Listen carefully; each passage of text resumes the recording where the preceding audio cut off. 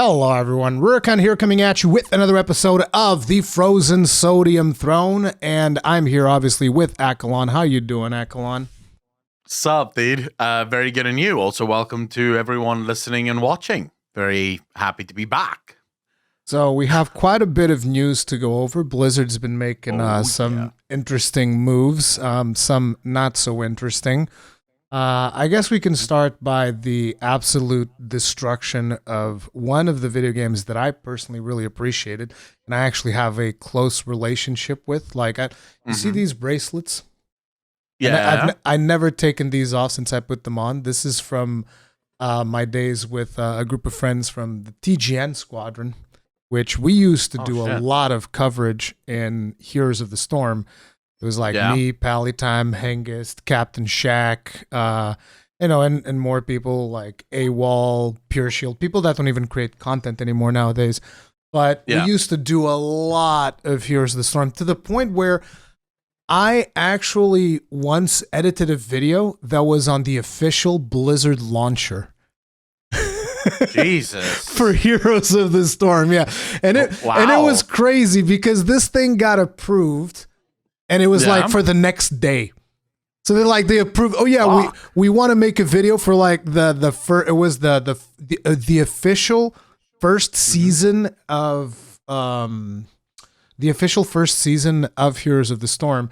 And Blizzard, like, they wanted to make a video. We had been working closely with Blizzard at the time on Heroes of the Storm because, I mean, I don't know if you've ever heard of Pallytime. Pallytime's like the main guy when it came to Heroes of the Storm.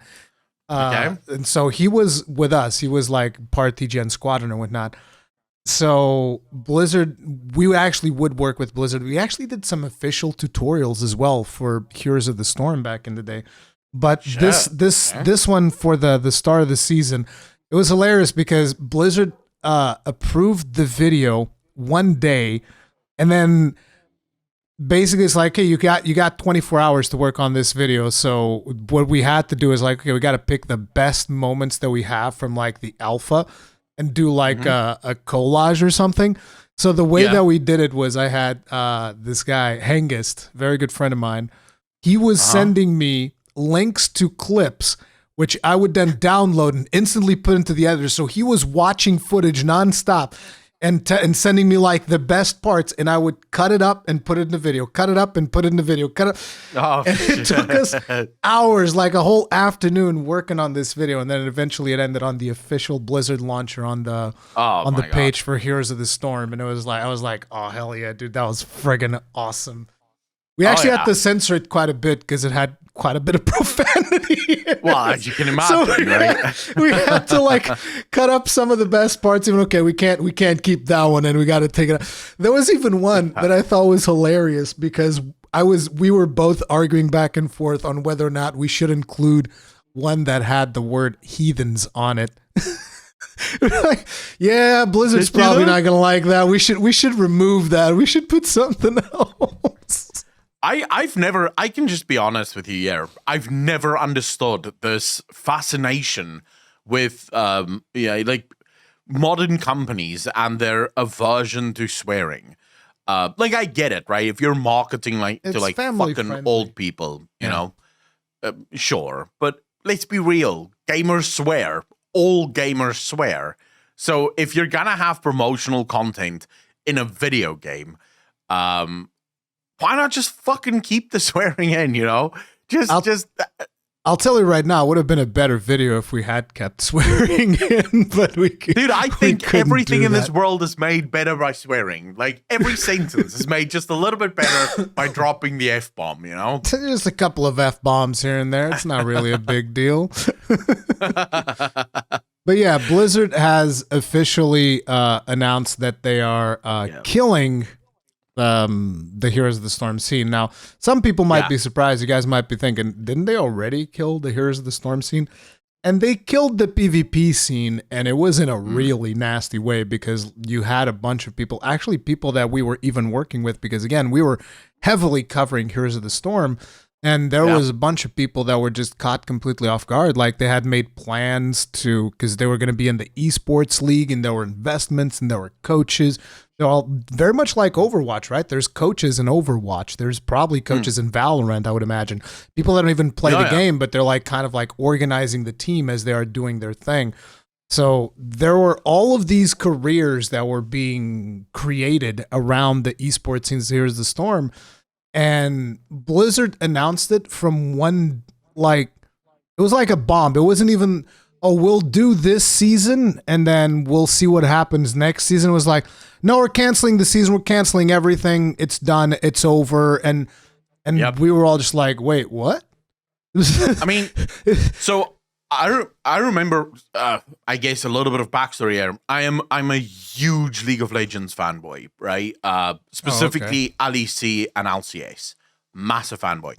I loved playing Heroes of the Storm, though. I preferred playing Heroes to League of Legends, but I preferred watching League of Legends. Massive. I watch literally League of Legends every weekend. So I can tell people that maybe sort of going, wait, is it really that big? It's massive. Those teams, so League of Legends teams, they have a coach, assistant coach, usually 2 to 3 analysts, full paid jobs, analysts. They have sports psychologists. They have chefs, personal chefs that make all of their food. They have just a shit ton of stuff that goes into running a team. Heroes of the Storm was probably going the exact same way. And by the way, this isn't paid for by Riot. This is the organizations themselves. So Blizzard already there, I think, burnt a lot of bridges from esports organizations, because a lot of these organizations are massive, right? They're Call of Duty orgs, they're League of Legends orgs, they have teams in almost every single esport. This is already sort of hurting Blizzard. And I remember also listening to Blizzard just suddenly announcing it. And literally, Blizzard was still like a few months before hyping up the next fucking season, you know? Yeah, exactly. They were hyping it up, and then from one moment to the next, they're like, oh, by the way, we're canceling everything, forget about it. Yeah, and just fucking never mind. It was pretty much a bombshell, because again, at the time, I was very much like into that industry. I was very much tapped in with a lot of the people. Because like we did collabs with so many personalities that were playing Heroes of the Storm. Like, you know who Tay Day is? Mm-mm. He's the guy who made the video like chocolate rain, dun dun dun dun chocolate. You don't know? Okay. I've heard the video before, but I still have no idea. He used to play Heroes as well. We had a collab with him. It was awesome. Like we had tons and tons. I think we also had a collab with Force. That's how I actually met Force. Yeah. So back in the TGN Squadron, you'd have all of these amazing collabs with a lot of personalities in the industry. And we're like, we knew a lot of the people that were involved in the more, like in the deeper esports scene of Heroes. And it was very much a bombshell. People were just like, whoa, what the hell just happened? And people still kept playing the game. And let me tell you something, my opinion, Heroes of the Storm was a better game. And I know that a lot of people are going to disagree with that, but I feel like I don't understand why people are so addicted to Summoner's Rift, because that's pretty much it. Because Riot has tried putting in different maps into the game and it never works. Everybody just wants Summoner's Rift. We want Summoner's Rift. That's it. We got Baron. We got Dragon. We got the jungle the way that it is. You know exactly the way that it is. There's very few changes that ever get made. And that's it. And it's all about the last hits. It's all about the farm. Like that's actually, I don't know if we ever talked about this. That's the reason I stopped playing League, was because of the fact that most players only cared about the farm. So I would play support, and I remember that this one time, which was the thing that made me quit. Like I basically went to the enemy team's ADC. I beat the crap out of him. Dude had like one sliver of health left. I backed off because I'm like, okay, now my AD carry is going to come in, he's going to get the kill. My AD carry is like next to my base. And I'm just like, bro. Easy. And he's like, I'm farming. I was like, you're farming? We could be farming the enemy team's AD carry, dude. And guys just like sitting back at, not at base as an actual base, but like sitting by our tower, just like last hitting. And I was like, bro, have like 1 ounce of situational awareness, like just 1 ounce. Like, geez, I gave up. I was like, I'm never playing this game again. This is terrible. So things have definitely changed since then. Because, yes, League of Legends... All right, there's a lot of noise here. I do apologize to everyone watching. There's people walking outside. I think the audio is fine. I can't hear it. All right. I hear it very loudly, so if it does bother people, just know I can't fucking stop the gardener. He's busy doing his thing, and it's on mine, so I can't tell him to fuck off.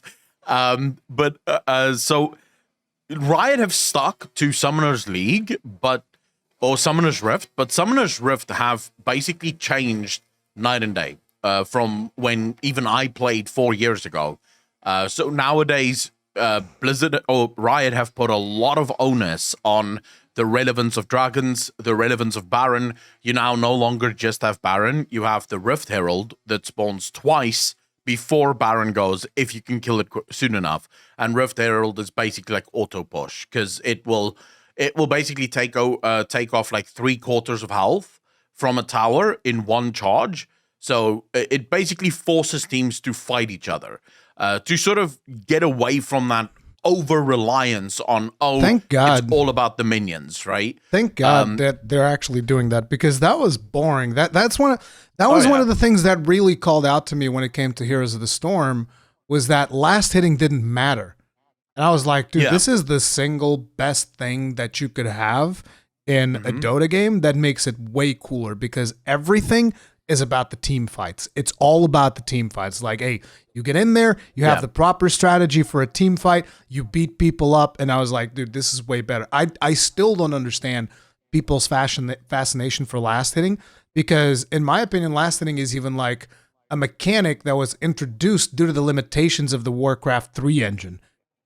Because, the Dota originated in Warcraft 3, right? It was the Fence of the Ancients. They did the whole modded map and stuff. And I guess that in order to level up the heroes, you had to last it, so that it was like, oh, this is tagged. I'm going to get experience from this or whatever.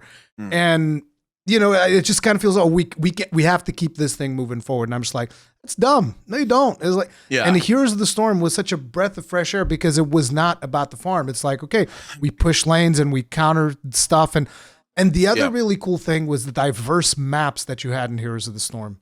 Yeah, you had so much diversity. Like, did you played Heroes of the Storm? I would assume, right? You played it significant.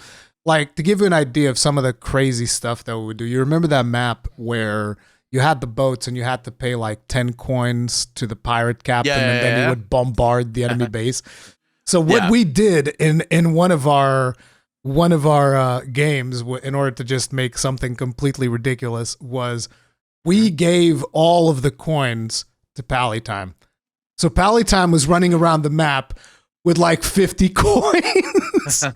We wouldn't let the enemy team pick up any coins, so there wouldn't be bombardments, because we'd had the monopoly. And Pally Time, and at some point they were able to kill him, and he just like explodes, and there's coins everywhere.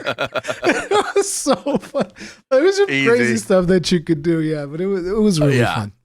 I think so. My personal opinion on it is, I think Blizzard completely misjudged the potential market that they had. They went for the wrong market. Because if you're talking about competitiveness, if you're talking about hardcore, League of Legends is in a league of its own. I mean, League of Legends even kicks Dota's ass. Riot just have it down. Like, Dota 2 is way more hardcore than League of Legends, though. It's just the thing that was the thing about League of Legends, even. Like, when League of Legends came out, it was the most friendly. Like, League of Legends was kind of like the Heroes of that time, because it was the most player-friendly one, because you had Heroes of New Earth, which was much more competitive, and you had Dota. Wait. Yeah, you did have Dota 2 came out after League of Legends. I'm pretty sure Dota 2... No, Dota would have been... I think Dota was first, actually.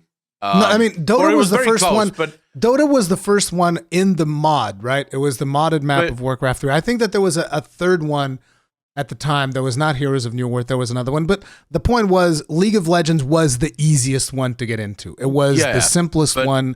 But since then, they've become the de facto one for being the simplest one.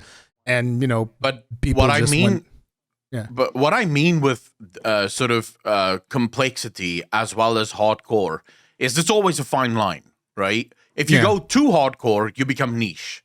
And it's only going to be like a couple of million people at most that's going to play it because it's way too hardcore. There's way too much shit there. I would argue that's kind of like Dota 2, because I remember once trying to play Dota 2, and it was a terrible experience. I was like, I'm never. The learning curve on Dota 2 is insane. Yeah, because it's not just about last heating. You can also deny minions, and you have to sort of be aware of how you fucking do that. The jungling path thing is weird as fuck because people can create their own paths if they want to. Yep. So Dota 2 is like a massive, massive learning curve, which makes it more niche. League of Legends is that perfect balance between it's hardcore enough that you need quite a lot of skill in order to be really good at the game, but also not so much skill just to enjoy it. You can just get into it, and it is going to be fun for you based on the skill level that you have. And then you had Heroes of the Storm.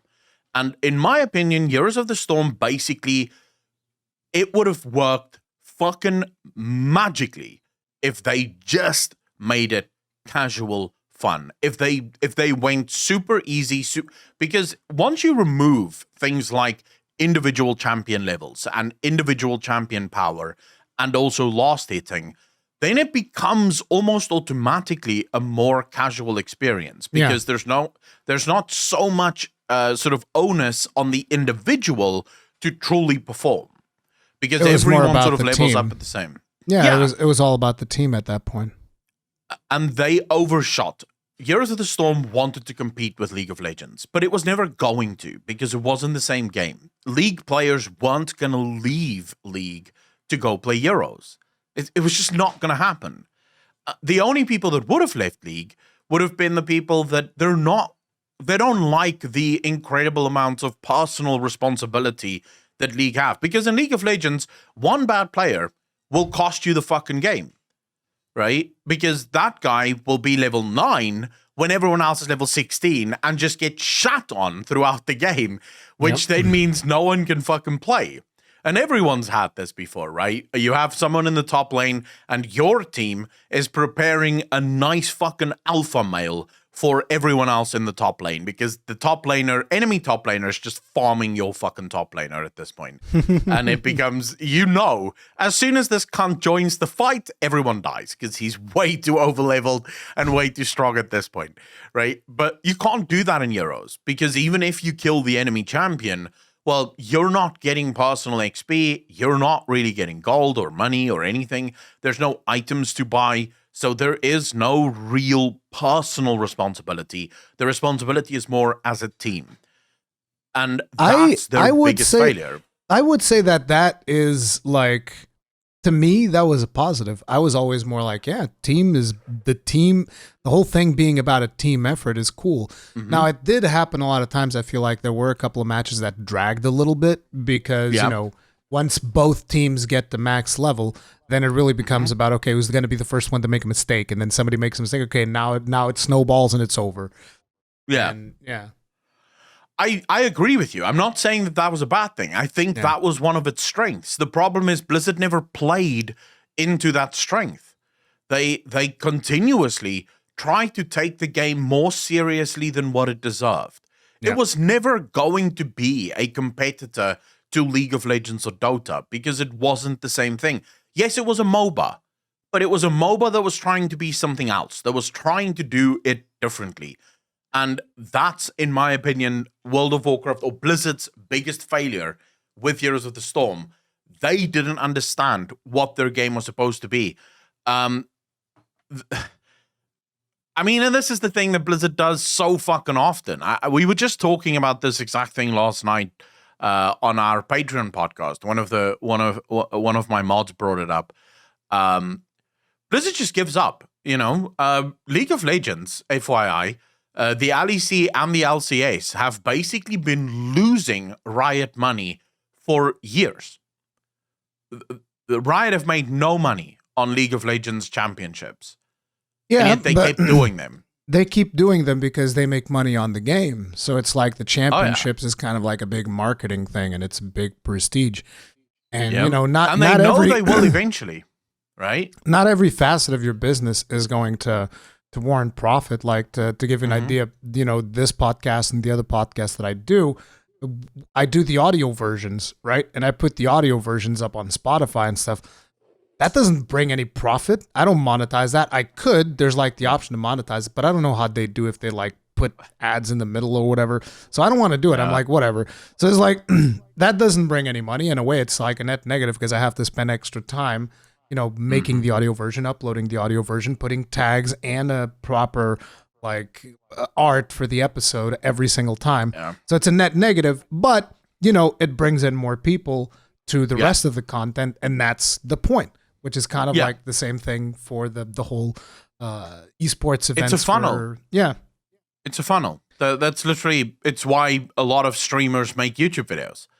I mean, let's take someone like Pokimane. Where does Pokimane make more money? Twitch or YouTube? Well, clearly Twitch, because that's where she spends most of her time.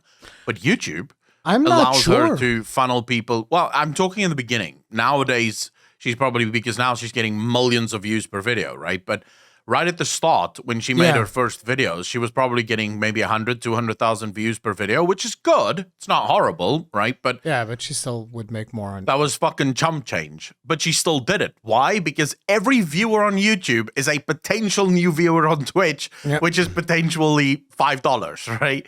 So you kind of have to think about that funnel, and you want to create that funnel, and that's what esports ultimately is. It's a funnel. And in a way, Heroes of the Storm could act as a funnel for other Blizzard games. Like you could bring in people that were potentially like, oh, League of Legends is maybe a little bit too hardcore for me. Let's try out this Heroes one. And then you install the Battle.net launcher. And then suddenly it's like, oh, maybe I'll try out, Diablo 3. Maybe I'll give World of Warcraft a chance. Maybe I'll even play some Call of Duty. Who knows, right? There's all of these playing things. champions. Remember, you are playing champions from those universes. From the universe of the games, yeah. Right? StarCraft, all of this, yeah. Yeah, you might be playing with Diablo and be like, what the fuck is this Diablo thing? It was basically the Super Super Smash Brothers of Blizzard, which... Yeah.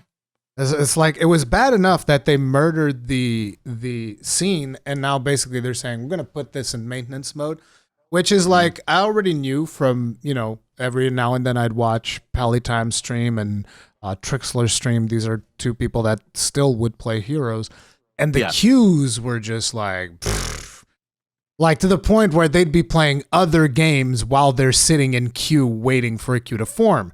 After an announcement like this, where Blizz's like, oh yeah, we're putting this in maintenance mode, forget about it. Like those queues, you might as well have taken the game out back and shot it in the face. Like you're only going to be playing against bots at this point. I think that's, but I think that is what Blizzard is hoping for, because they want to get that server space freed up for maybe another game that they're working on, maybe something else. I personally think Blizzard should have treated this as the Smash Bros. It should have been more quirky, more fun, more big, more everything. Just don't. But this is Blizzard's biggest failure, because Blizzard desperately wants an esport. So much so that they keep putting all of their effort on the wrong fucking things, they keep going, oh my God, we're going to do esports Overwatch. It's not working. Almost no one's fucking watching. But hey, we're going to spend millions upon millions of dollars because Overwatch esports is the future. And then you have Race to World First developing organically. What a joke. Yeah, I mean, I'm not a big fan of Race to World First, but it is organic. The community started this, and it seems like there's a shit ton of people that love it. By the way, what I mean by support it. What I mean by what a joke is not the event itself. The joke is that Blizzard doesn't actually take Race to World First seriously, which they should, because it would be a friggin' fantastic event. It would be something that they could celebrate, and I think that the Race to World First should be in separate realms. I agree. I agree. It should be tournament realms. Exactly. Right? There should be like a tournament. Don't they do that for PvP, a tournament realm? It should be the same thing for Race to World First. And I know that this is like a thing in the community where some people think one way, some people think the other. But I mean, let's be real. Who the fuck wants to spend God knows how long watching split runs? Bro. Nobody wants to watch that. you should be watching them progressing on the bosses and it actually being a proper race. It's like, hey, here's the gear Everyone that is is available equal. to you, and they would be able to better balance it, better tune it. As a matter of fact, I don't know. There's so much that they could do with that event, with the whole. Because let's face it, most of the guilds, they're not going to be going for World First. World First is a very exclusive event, so you'd sign up for it very much like a tournament. Blizzard would give you the gear, and they would be able to tune it. They'd be like, okay, no, this is perfectly tuned for this gear, and they don't have to worry about, oh, is this team going to have double legendaries? Is this team going to have the? Dude, it would make everything better. They could even do like separate balancing, where it's like, here's the mythic version for regular people. Then here's the mythic version for Race to World First, they could even put like special mechanics in it and stuff to do that to up the showmanship of everything. Yep, and that would be cool. I'm right there with you, because I kind of feel like, again, I don't follow these events super closely, because I find the part where they're not progressing, like the part where we're just farming gear, like that's super boring. You want to see the teams progress. You want to see them, get to the stage and stuff. Those would be the parts that would be interesting to watch. So I kind of feel like them just skipping all of that and providing them with the gear and properly balancing everything would make for a much better show overall. And that would mean more people watching as well, because when you think about it, the fact that they have to grind the gear, it means that by the time they get to the actual progression phase, a lot of the players already running on fumes. Because they've been raiding nonstop this thing just to get their gear, and they get there and they're already below their. Okay, maybe they're not running on fumes, but they're definitely not at their peak performance at that point. And they're hopped up on G Fuel and Monster energy drinks and all of this other nonsense that is basically terrible for you. So it's like, they should just let them actually progress and actually experience the thing, and I think that'd be cool. But I agree with you. I think a tournament round, you do give people options. So, for example, if you're a warlock or a mage or whatever, you have an option to take mastery heavy gear or haste heavy gear or crit heavy gear.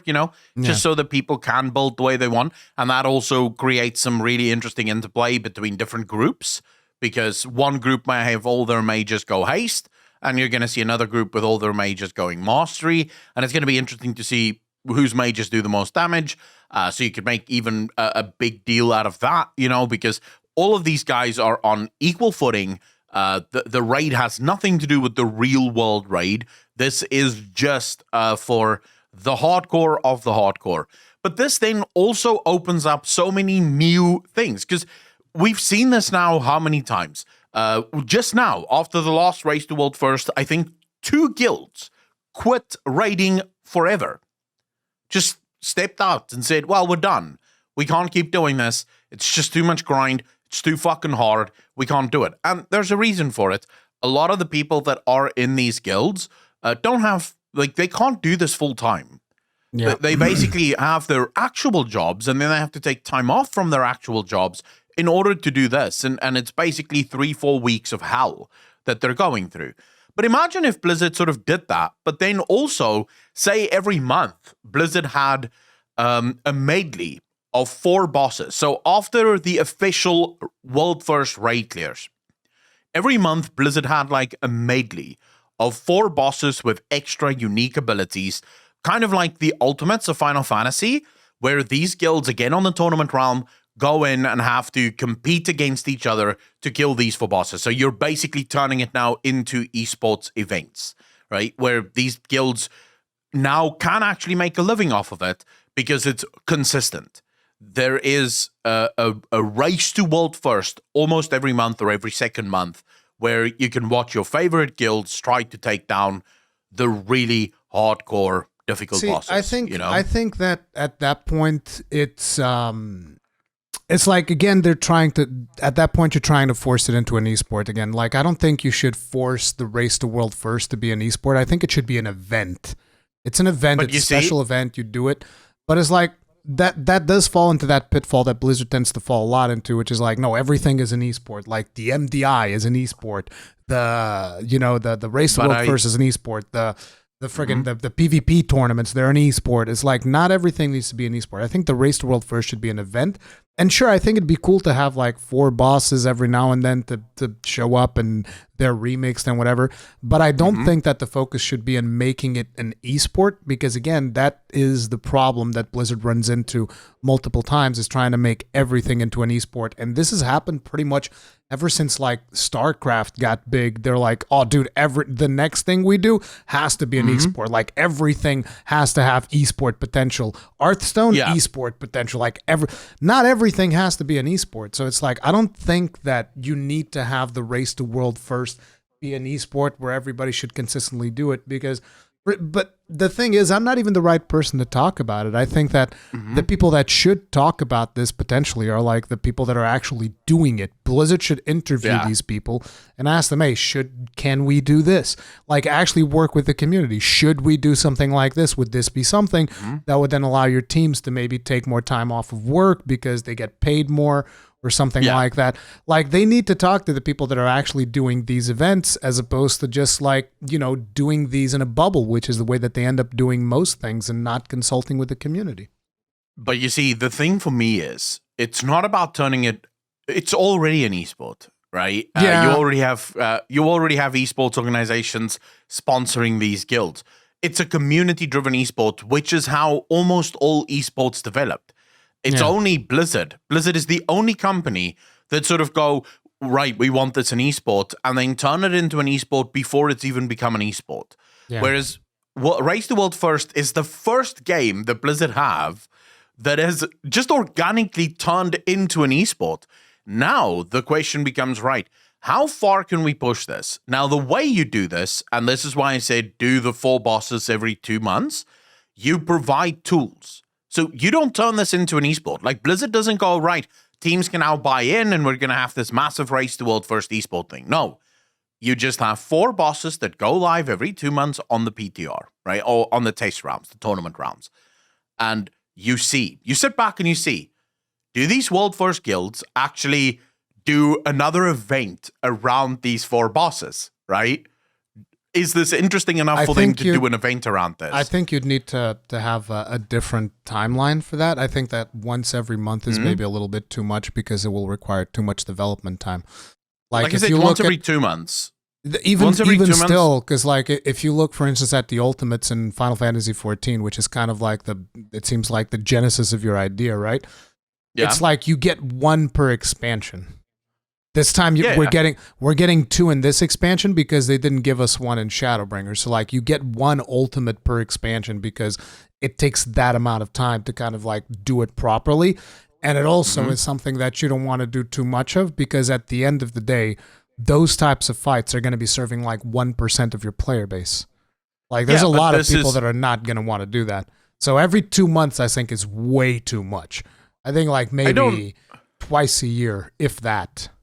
See, I don't know if it's too much, because it's just reusing assets. So you're not creating anything new.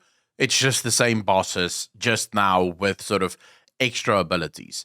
And also, you would, if it is successful enough, you would have a dedicated team. The only thing is, I don't think Final Fantasy has a dedicated ultimate team. I think the team that makes the raids also do the ultimates. Yeah, so, I would imagine. They do every wing, like a wing of every raid, every patch, and then also on top of that, they have to work on ultimates. But if this pans out and it actually does turn into an esport, you have a dedicated team, right? Those are the guys that make the bosses for the tournament round. And like I said, it's about providing the tools. So you'll very quickly find out. If you do it every 2 months, you'll see people are getting bored. No one wants to watch. All right, let's talk to the raiders. Let's find out.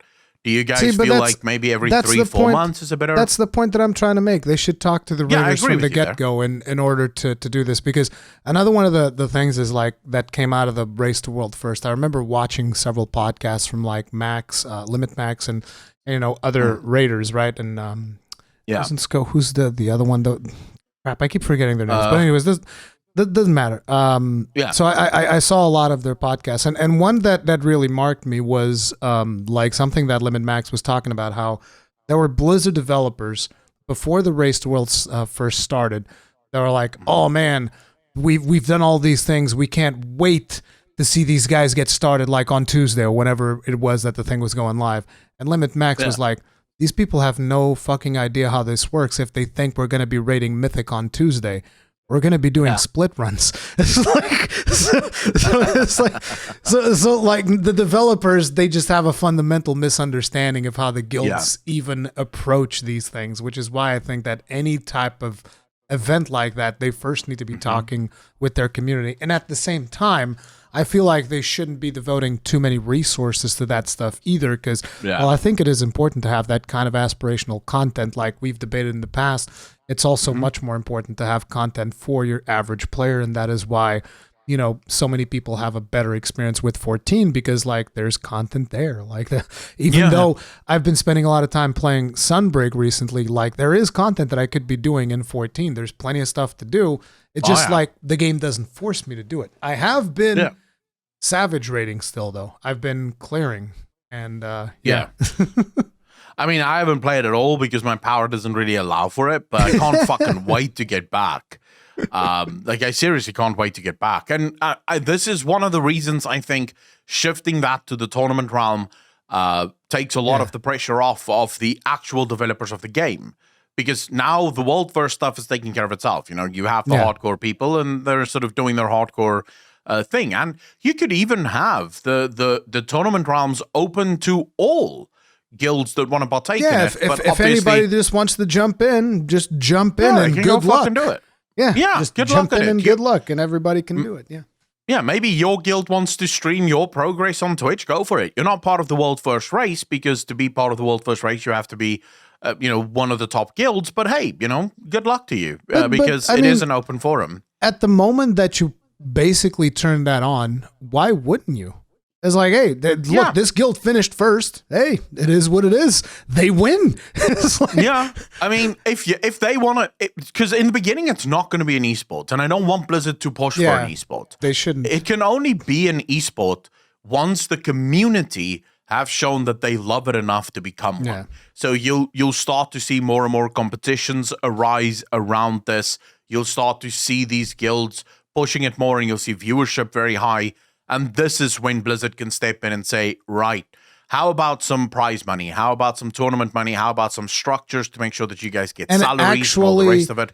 Actually provide the prize money, as opposed to waiting for the player base to buy pets and then just be like, oh yeah, you guys bought so many pets that, hey, you financed the whole prize. Good job. And it's not like, even what? It's not even all the money that players fucking generated. It's you guys portion of all the money. You guys provided so much money, we even get to keep some from ourselves. This is amazing. Good job. Imagine being that greedy, dude. It's like, Jesus Christ. Oh my God. I mean, this is fucking Blizzard, right? Yeah. But just you touch on a very interesting point there that I want to. It sort of shifts it away from the world first race, but just do World of Warcraft in general. And it's something that we have discussed offline quite a lot, and I think we have discussed it in some of the podcasts too. But this is just another one of those examples of Blizzard being so out of touch with what their community actually wants. The whole Max thing, where he's like, dude, you guys really think we're going to be in Mythic on Tuesday? How the fuck do you not know that? How in the world have you never even seen what the world first races look like? I don't even watch the race to world first, and I know that they always do split runs first because that's how the game is set up. How does Blizzard not know this? Because they don't give a fuck. This is what scares me for Dragonflight. It's what scares me for the future of World of Warcraft. I don't think it's possible to develop a good game unless if you don't know what your players want. Yeah, like for instance, if people might not be aware of this, because I realize that a lot of the people that play WoW, like, sure, some of them might have checked out 14. They're like, okay, it's not for me. I respect that. It's whatever. It's not going to be for everyone. And I actually think that that's a good thing, because at least they know who their player base is. But if you think about 14, like Yoshi P, he parses legendary on a black mage. All right, like he knows how to play. He plays the game. He's like, He plays it pretty hardcore as well. He plays it pretty hardcore. Like he's not only testing it, but he's actually playing in the live realms constantly and having a good time and enjoying the game. And it's like, that's why, and a lot of people in the team, they play the game, and that's why they have such a fundamental understanding of how it works and why they're so intricately connected with their player base when it comes to a lot of the things that go down in the game itself. Yeah. But yeah, and Blizzard needs more people like that, people that actually play the game, people that enjoy the game, people that understand.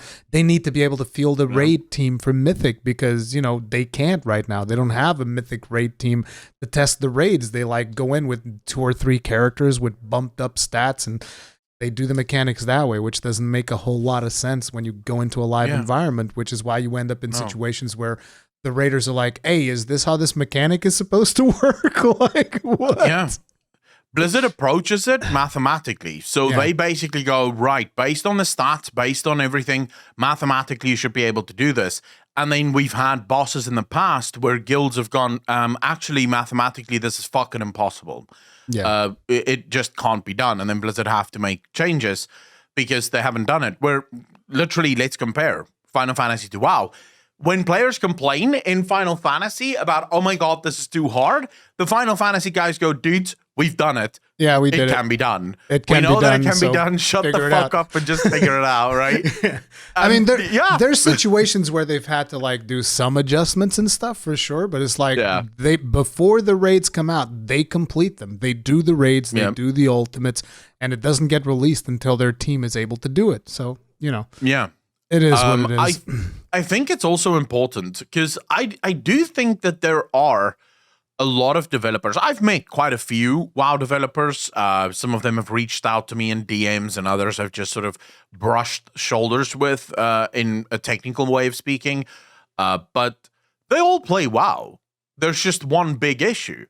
Very few of them play WoW with real people.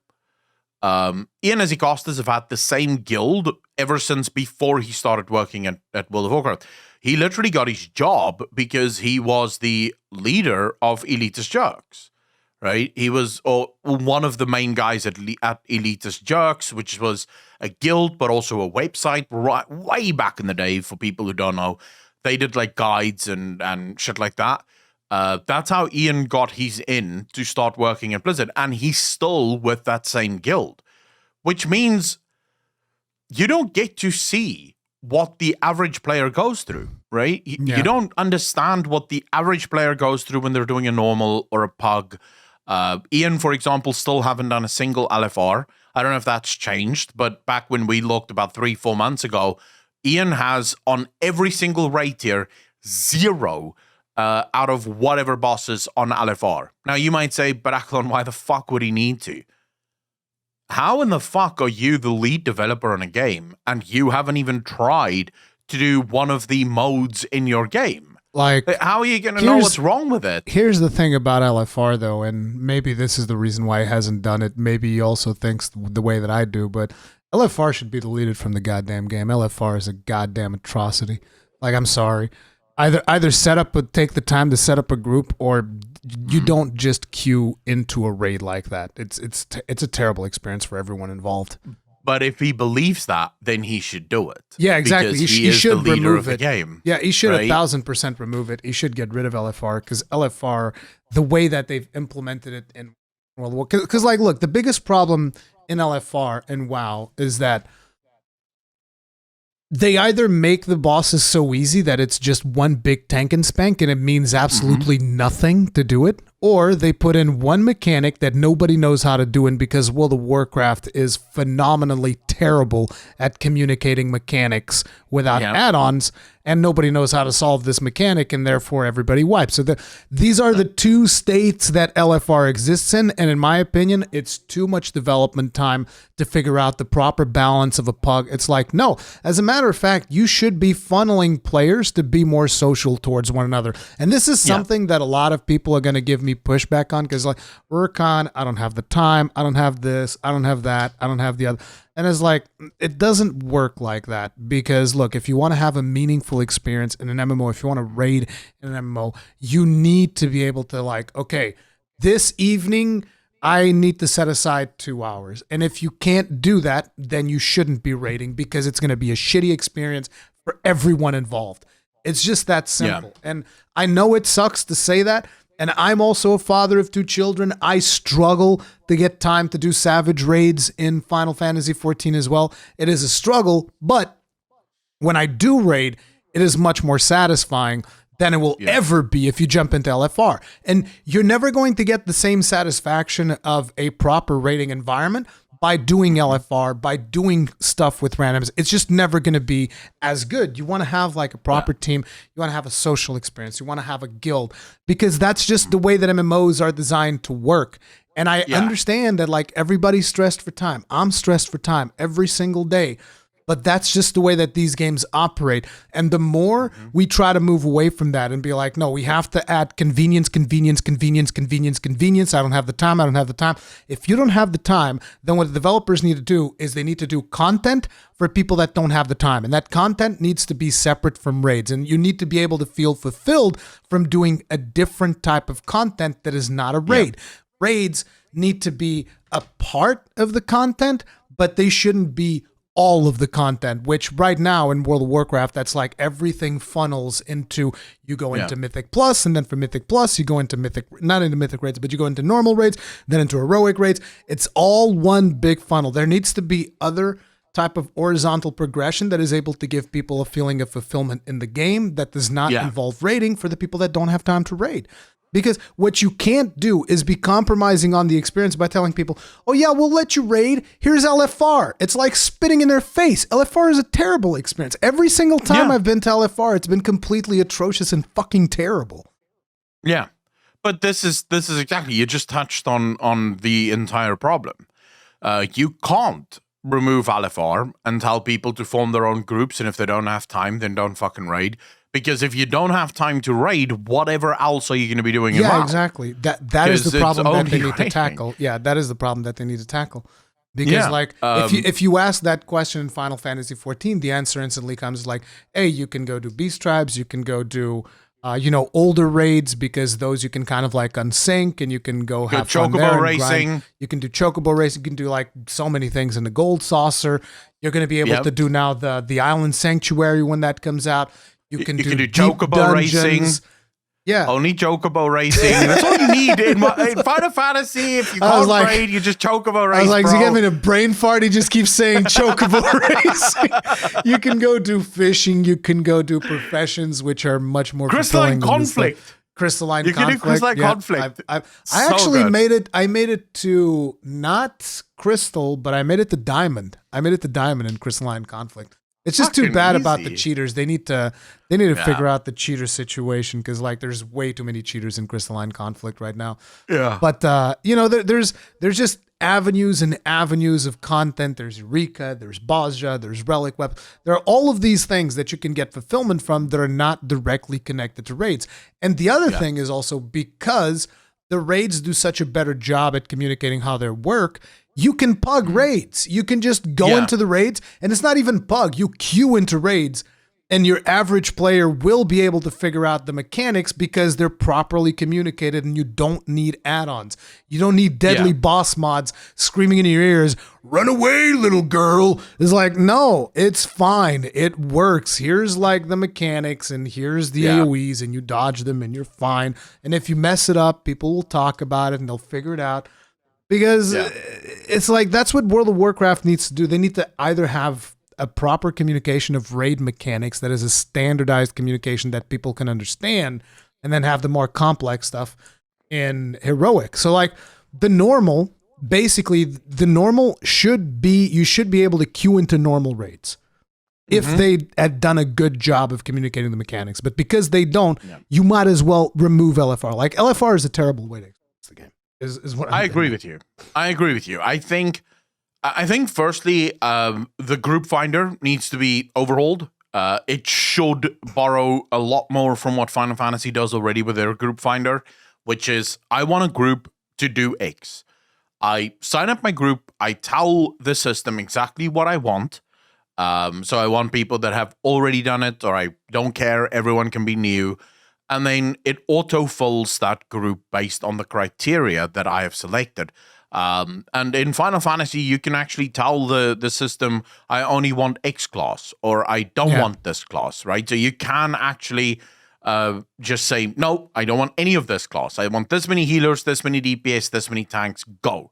And it will find you the players, it will autofill them, and then all of you go. But there is a leader. There is someone that decided they want to do the raid, and usually that is also then the guy that will tell people what to do. So if someone is struggling, they'll be the one to take charge and be like, okay, by the way, this is how we're going to do this. This is how you're going to do that, whatever the case might be. If that happens, you could, I think, realistically remove LFR from the game, because normal then becomes sort of the LFR of the game. Also, remove all complex or overly complex abilities from normal, and every single ability that is put on normal should be well telegraphed. And also, I want to say something akin to the vulnerability stacks that you get in FF would work really well in World of Warcraft. So rather than having, on normal specifically, things that will just almost always one-shot you, give people a chance, you know? And then the one thing that I would probably do in WoW all over, but specifically for normal, is remove the cap on combat raises. So give people the ability to consistently raise and just the damage debuff, right? So once you raise your damage debuff for a minute, you do less damage or whatever the case may be. I'm a little bit hesitant to just, because, you know, I think that a lot of people are making that argument nowadays. I've seen Bellilar talk a lot about that. And, you know, in a way I agree, right? It's like, clearly the way that Final Fantasy is doing it is way better. But in a way, I would also prefer Blizzard to figure out a way that would work better for their MMO, as opposed to just like flat out copying it in 14. Like, you know, 14 took a ton of inspiration from a lot of things that World of Warcraft did, but they didn't flat out copy it. They were like, okay, so these things work. We don't think that these things will work in our game. So while yes, it would be easy to just go like, okay, now we do vuln stacks and we do the stat decrease, which is, I think, is like 25%, 50%, then 75% or whatever, at which point you're basically useless, but you can still be in the fight. You know, you're still contributing like 25% of your regular DPS. You'll still do something. Which is better than nothing, but it's like, it's very easy for them to copy that, but I don't know that that is the entirety of the solution, right? Because I kind of feel like World of Warcraft still wants to have some fail states, and it's still possible to fail even under those conditions, because certain mechanics are very unforgiving. Like, you don't deal enough damage during this phase, you're going to get raffle stomped. It just happens. But it can't just be about copying a system that has done it better. It has to be them figuring out, okay, this worked for them. How can we see what would work for us? Like, how can we make it so that, you know, a regular average Joe is able to do a normal raid? Like, how can we balance that? Because at the end of the day, there's so many difficulties in World of Warcraft that, like, certain guilds straight up jump from, you know, they don't even go through normal. They go straight to heroic. They go straight to heroic, and then from heroic they jump to mythic. And it's like, you know, it doesn't make sense that there's the LFR difficulty, then the normal difficulty, then the heroic difficulty, and then the mythic difficulty, and all of these need to be balanced differently. It's like, no. You remove the LFR, you have the normal difficulty, which, like you said, you remove some of the more complex mechanics potentially, and make sure that whatever abilities are left are very well telegraphed, and you don't make it so that people can queue into it. Like, have a system kind of like what you said for Party Finder, because at the end of the day, I'm not sure that they will be able to match the systems that you have in 14 in a way where you can just queue into it and get a bunch of randoms and kill a boss. I think in World of Warcraft, it will be very hard to get to that point. So at least at the start, people should have to be expected to take on a little bit of social responsibility and form a party.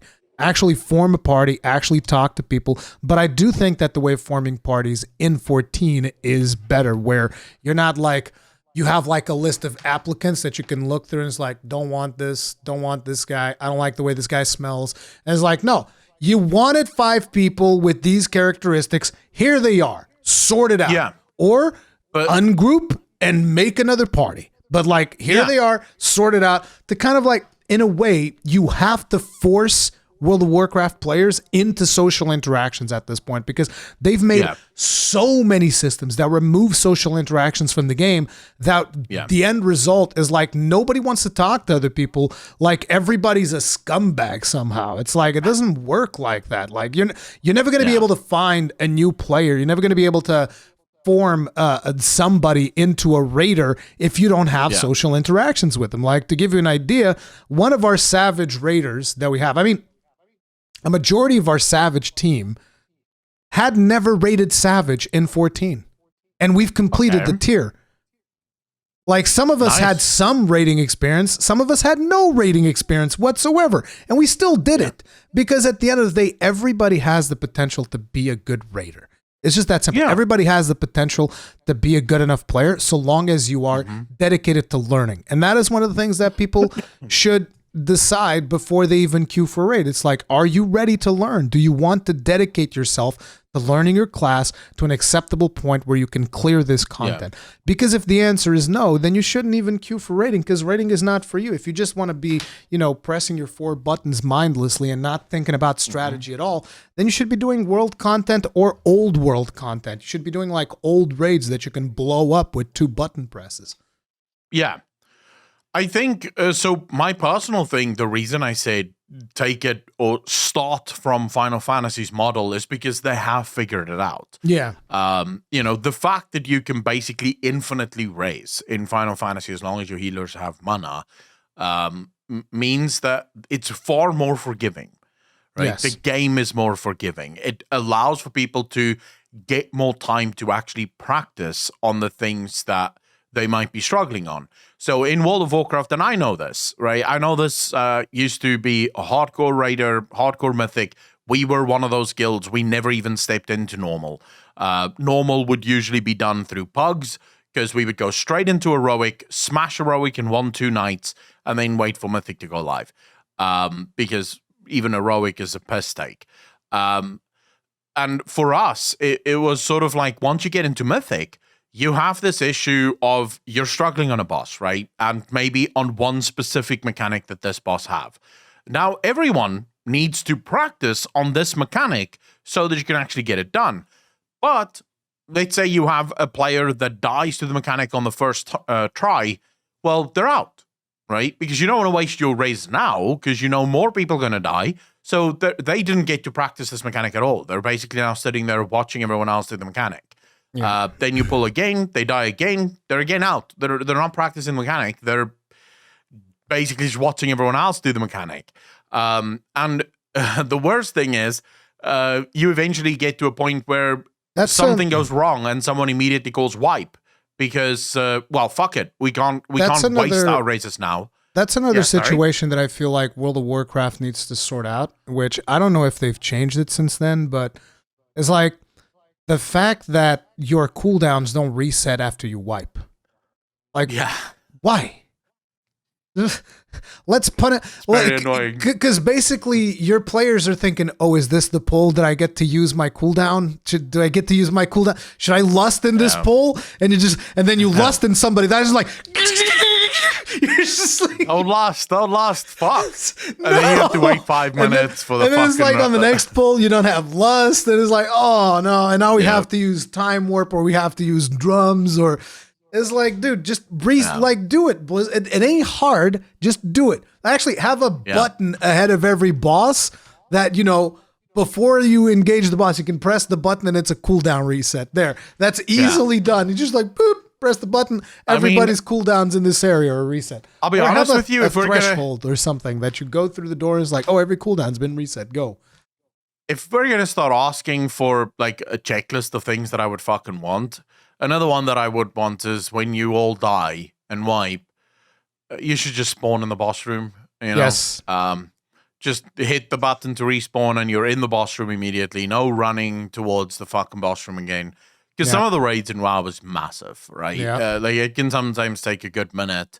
Castle Nathria, for example, there were fights where you had to run a good minute in order to get to the fucking room where you're supposed to fight. Respawning, get rid of it too. It's dumb. Yeah. It's stupid. Like, trash should not respawn at all. It's called trash for a reason, okay? Once you clean it up, you don't want it coming back. Exactly. So I sort of feel like there's a bunch of things, but let's shift it because this is actually perfect. Let's shift it to the new report that just came out. Rumors now suggest that Dragonflight Alpha is going live on the 14th, literally next week. Yeah, 3 days from now. I am very concerned about this alpha because, I mean, very concerned is maybe an exaggeration, but it's like, the point is, I really don't want to see story content on the alpha. I think that this should be a key thing that Blizzard really needs to figure out. And it's like, no story content. You know, you test out the new talent trees.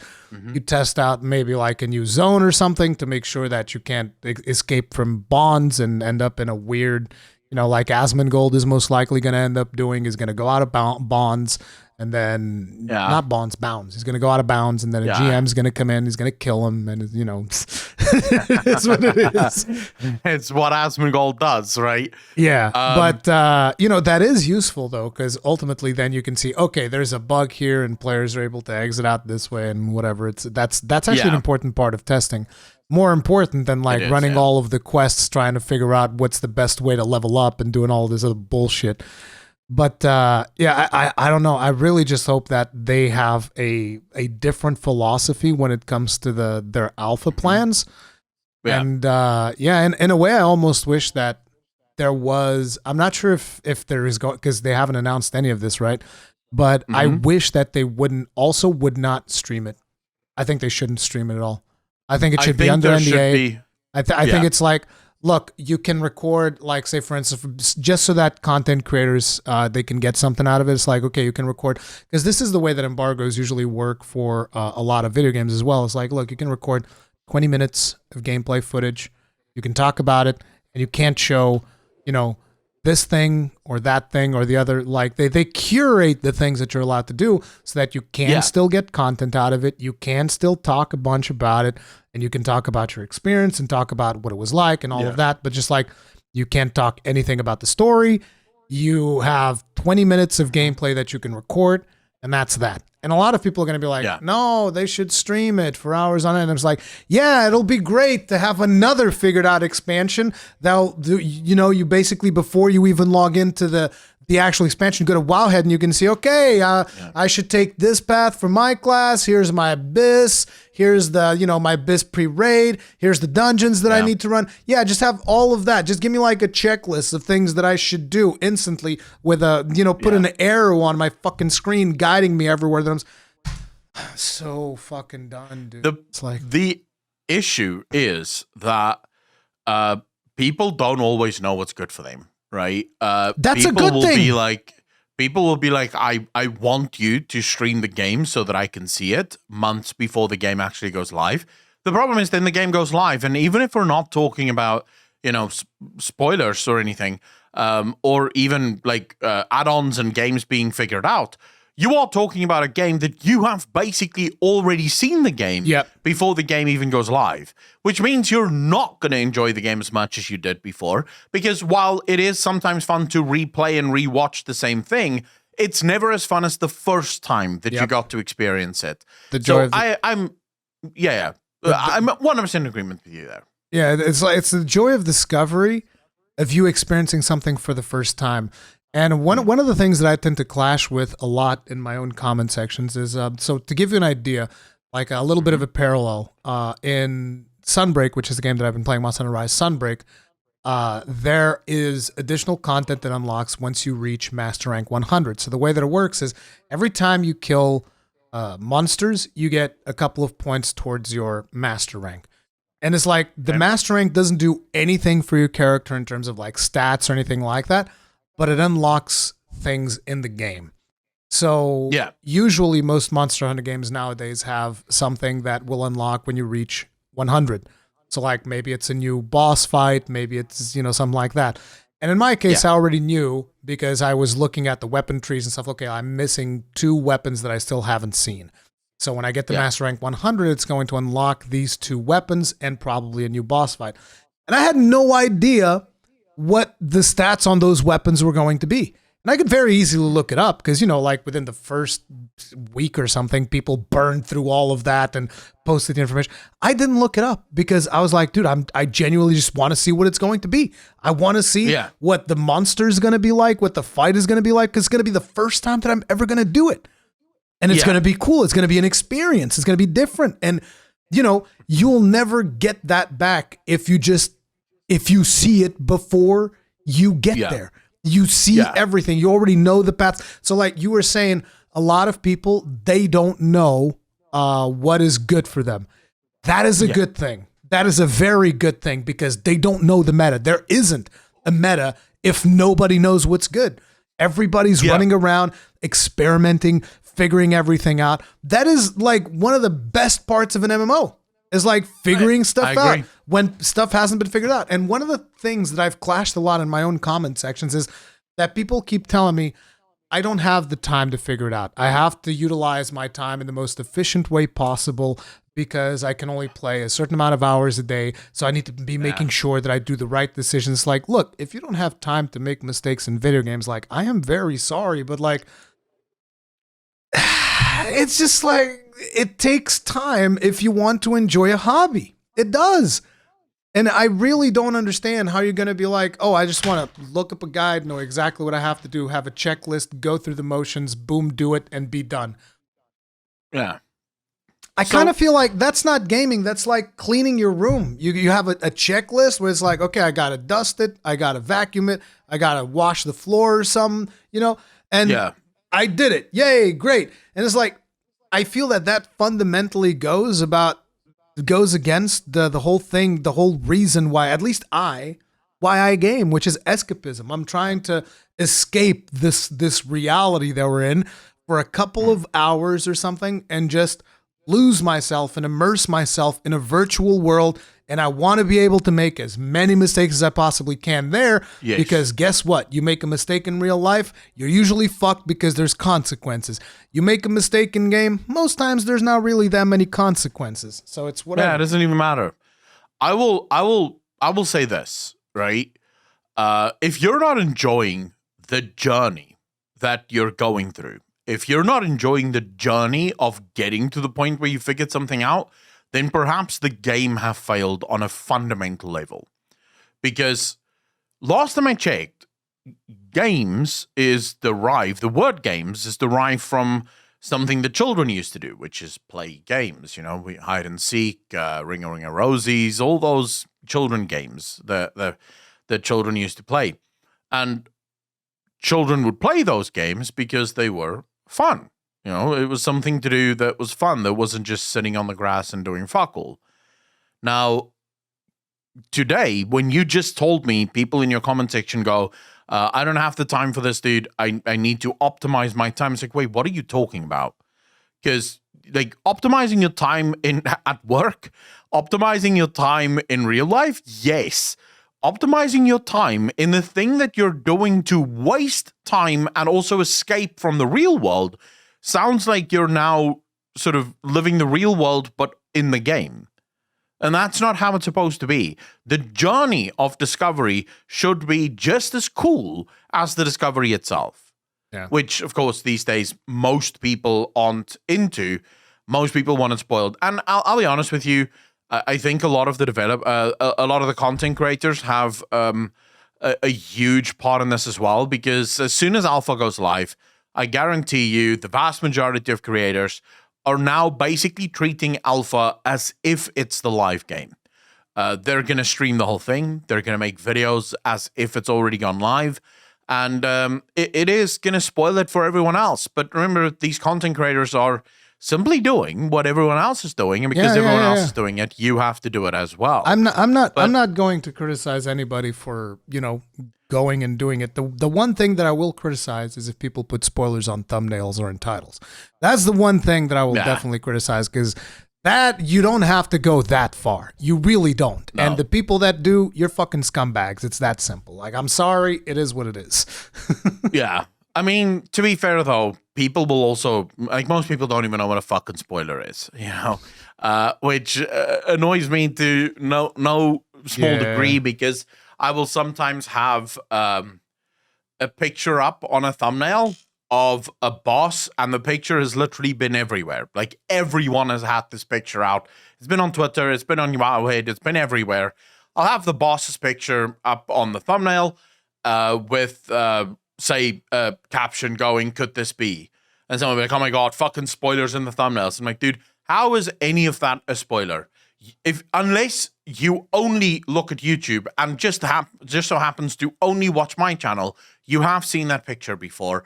And the words "could this be" is not fucking spoiling anything for you. It's a question, which, you know, you can click or you don't have to click. So a lot of people also don't know what spoilers is, but I do agree with you. There's been times where people have, Pyromancer got into a lot of trouble because of this a few years ago. I don't know if you were, if you remember this. No, I didn't see this. Pyromancer effectively covered the leaked image of the jailer. At least at the time, everyone thought that was the leaked image. It was the Primus, wasn't it? It was actually the Primus, because there's like all those theories that the Primus was supposed to be the jailer. And it looks like it doesn't actually look 100% like the Primus. It doesn't look 100% like the jailer, but it's sort of early concept art, if you will. Now, there's been a lot of rumors coming out that said, thanks to Pyromancer spoiling that, Blizzard had to change it because that was the original There idea. is one thing to me, which is like, how did this, because I have heard of this a little bit before about the whole Pyromancer thing, and I am curious about how did he came upon the possession of that image? Because I've heard some people say that he was actually on the inside or something, and he broke an NDA and like all of that. I don't know if this is why I say people don't always know what a spoiler is, but also people are fucking stupid. So first and foremost, it's not even Pyro's fault, right? Pyro wasn't the one who first leaked it. Okay, it was actually another girl on Twitter that got invited as part of the BlizzCon thing to a personal tour of the offices of Blizzard, right? They got invited with like a group to see the offices. And they weren't allowed to take phones with them, but no one checked whether or not they had phones with them. And she sneaked a picture of this jailer, right? See, the concept of the jailer. Let me tell you something. I'm going to say Yeah? something that's going to be a little bit, maybe a little bit controversial. This girl should be sued. Yeah, I agree. She should like. I'm sorry. Be she should just be sued. Like, of course, it's not, at that point, once the image is out there, it's not Pyromancer's fault because he's covering the news essentially. Like, once something has been leaked, I'm not going to. I mean, did he put it in a video thumbnail or did he just like discuss it? I can't remember if he put it in the video thumbnail, but he did show it massively in the video. Yeah, but it's like basically. Here's the thing when it comes to that, right? It's like if he puts it in the thumbnail, I think that's scummy. Putting a leaked picture in a thumbnail, I think that's scummy. But, warning people, listen, I'm going to talk about this leaked thing. Like, you want to report on leaks, go ahead. That's your prerogative. I usually, for games that I respect, I avoid talking about leaks. So, for instance, usually there's tons and tons of leaks on Monster Hunter, and I never report on those because I respect the team. I think the team that does content for Monster Hunter are excellent developers, and they always provide people with hundreds upon hundreds of hours of content. And I think it's unfair to screw over that team by reporting on leaks. Now, the Warcraft team, I can't say that I have that much respect for nowadays, so I honestly don't care. But, when it comes to the leaking of stuff, if you're going to put it on the thumbnail, I think it's scummy because people are going to be browsing YouTube. They're going to see the leaked image on a thumbnail. They're going to be like, bro, what the fuck? I'm trying not to watch this. But if you give fair warning in the video and you are not the one who leaked the picture, then it's whatever. It's like, look, it's out there. People are going to be talking about it. And if you don't talk about it, somebody else will. It's just that simple. So it's whatever. But I do... Like, it wouldn't surprise me if Blizzard wouldn't want to work with him as much after that. Because, like, hey, bro, you reported on leaked shit. Like, you could give us the professional courtesy of not doing that if you want to work with us. That's something that is going to be, like, in their relationships there. But, again, I feel like the girl should definitely have gotten, like, in trouble somehow. Because that type of stuff ends up being the reason why. Like, if you've ever been... For all the smaller content creators out there, if you've ever been wondering, bro, why can't I get access to something? This is why. because they can't trust people. That's the problem, because they don't know if they give you access as a smaller creator, because you don't have as much to lose. They don't know if you're not just going to leak shit. This is why publishers are so very careful about the people that they grant access to. And every time that somebody leaks something, it screws everybody else. And people might be thinking, oh, Rurikhan, you're exaggerating. You want to talk about exaggeration? A couple of years ago, you want to know when I had access to Nintendo games? I had access to Nintendo games 1 month ahead of release because people trusted me, because I never leaked anything. And then there was a time when people started leaking, people that had the same access as I did, they started leaking Nintendo shit. And now you want to know when I get access to Nintendo games if I want to? Day of release. That's Easy. what you get, day of release, sometimes day after. That's what you get. So it basically, people leaking this stuff hurts everybody else in the industry every single time. Personally, I think the Blizzard employees that check for phones should be the ones that get in trouble. Also, why the fuck would you give people a personal access tour of your offices when you know your office is going to contain, things that people should probably not be able to see? That doesn't take away from her responsibility either, but I use this story to sort of highlight how moronic people can be around spoilers. It's like the same thing of oh, don't bring cameras into a movie theater. You can't have people, oh, you can't take your phone. Like, dude, my friggin' phone, I can record a movie in 4K. I can go into a movie theater and just go like this, record the whole thing in 4K and be good. Nobody's gonna check if I have a phone when I go into a movie theater. So it's it's also a little bit unreasonable to be you have to expect people to be somewhat civil and be like, hey, look, please don't take pictures. There's going to be sensitive information here. And people should be a little bit more respectful of that stuff. Even though, of course, you can say, oh, but Blizzard's been dicking people around and Blizzard's a scummy company and all that. Yep, I agree 100%. At the end of the day, we should all, it's so because Blizzard is scummy, I can break the law. Because I'm pretty sure she would have to sign an NDA when she goes into Blizzard. They'll have to sign NDAs, yeah. So it's like at that point, oh, because they're scummy, I'm going to break the law. Fuck them. It's, that's not right. No, it isn't. But, at the end of the day, I think just to sort of bring it back to the original discussion, I don't, my fear for the Dragonflight Alpha is the same as yours. I don't think it's too early. I think it's fine. I think we're probably going to see an almost finished project because I think Blizzard gave up on Shadowlands quite early and then started working on Dragonflight. Yeah. And I think it's going to be fine. I'm more afraid of just from the 14th opening up Wowhead and basically being forced to cover a slew of World of Warcraft spoilers. From quest spoilers to story spoilers to figuring out the entire fucking story before the story goes live even. And don't get me wrong, from a perspective of money, it is amazing because usually those are my biggest months. Those are the months where I'm pulling 7, 8, 9K on YouTube. Easy. I can only imagine what channels like Balila and Taliesin is pulling during that time period. Right, probably 4 times as much, because a lot of people want to see those spoilers. But the story fanboy in me wants to be like, look, I can get that money now, or I can get it at the end of the year when everyone gets to see it, and it's probably going to be even bigger because there is actually a lot of people that during that time stop watching YouTube videos mainly because they don't want to get spoilers, and they basically have to spend all of their time dodging spoilers. They don't know if they're ever going to be able to watch. So I have people in my community that basically tell me straight up, they stop watching all of my videos, even my speculation videos about things that doesn't have anything to do with the new expansion, because I might give away something whilst speculating. I'm so surprised, I might be I'm talking surprised about this that there's still people that care that much about the WoW story nowadays. I'm surprised. Oh, I mean, it's definitely a good tons. thing that there's still people like that around. It means that, there's still like a player base that hasn't completely given up on it. But player base might be laying it on a bit thick. I have a shit ton of viewers in my community that never played WoW. They just like the story. They've never played WoW. They literally just discovered the story through watching my videos, and now they watch my videos because they find the universe quite interesting. It's kind of like Warhammer. I feel like there's far more people that love Warhammer's story than there are people that probably play Warhammer. Because the story's really interesting.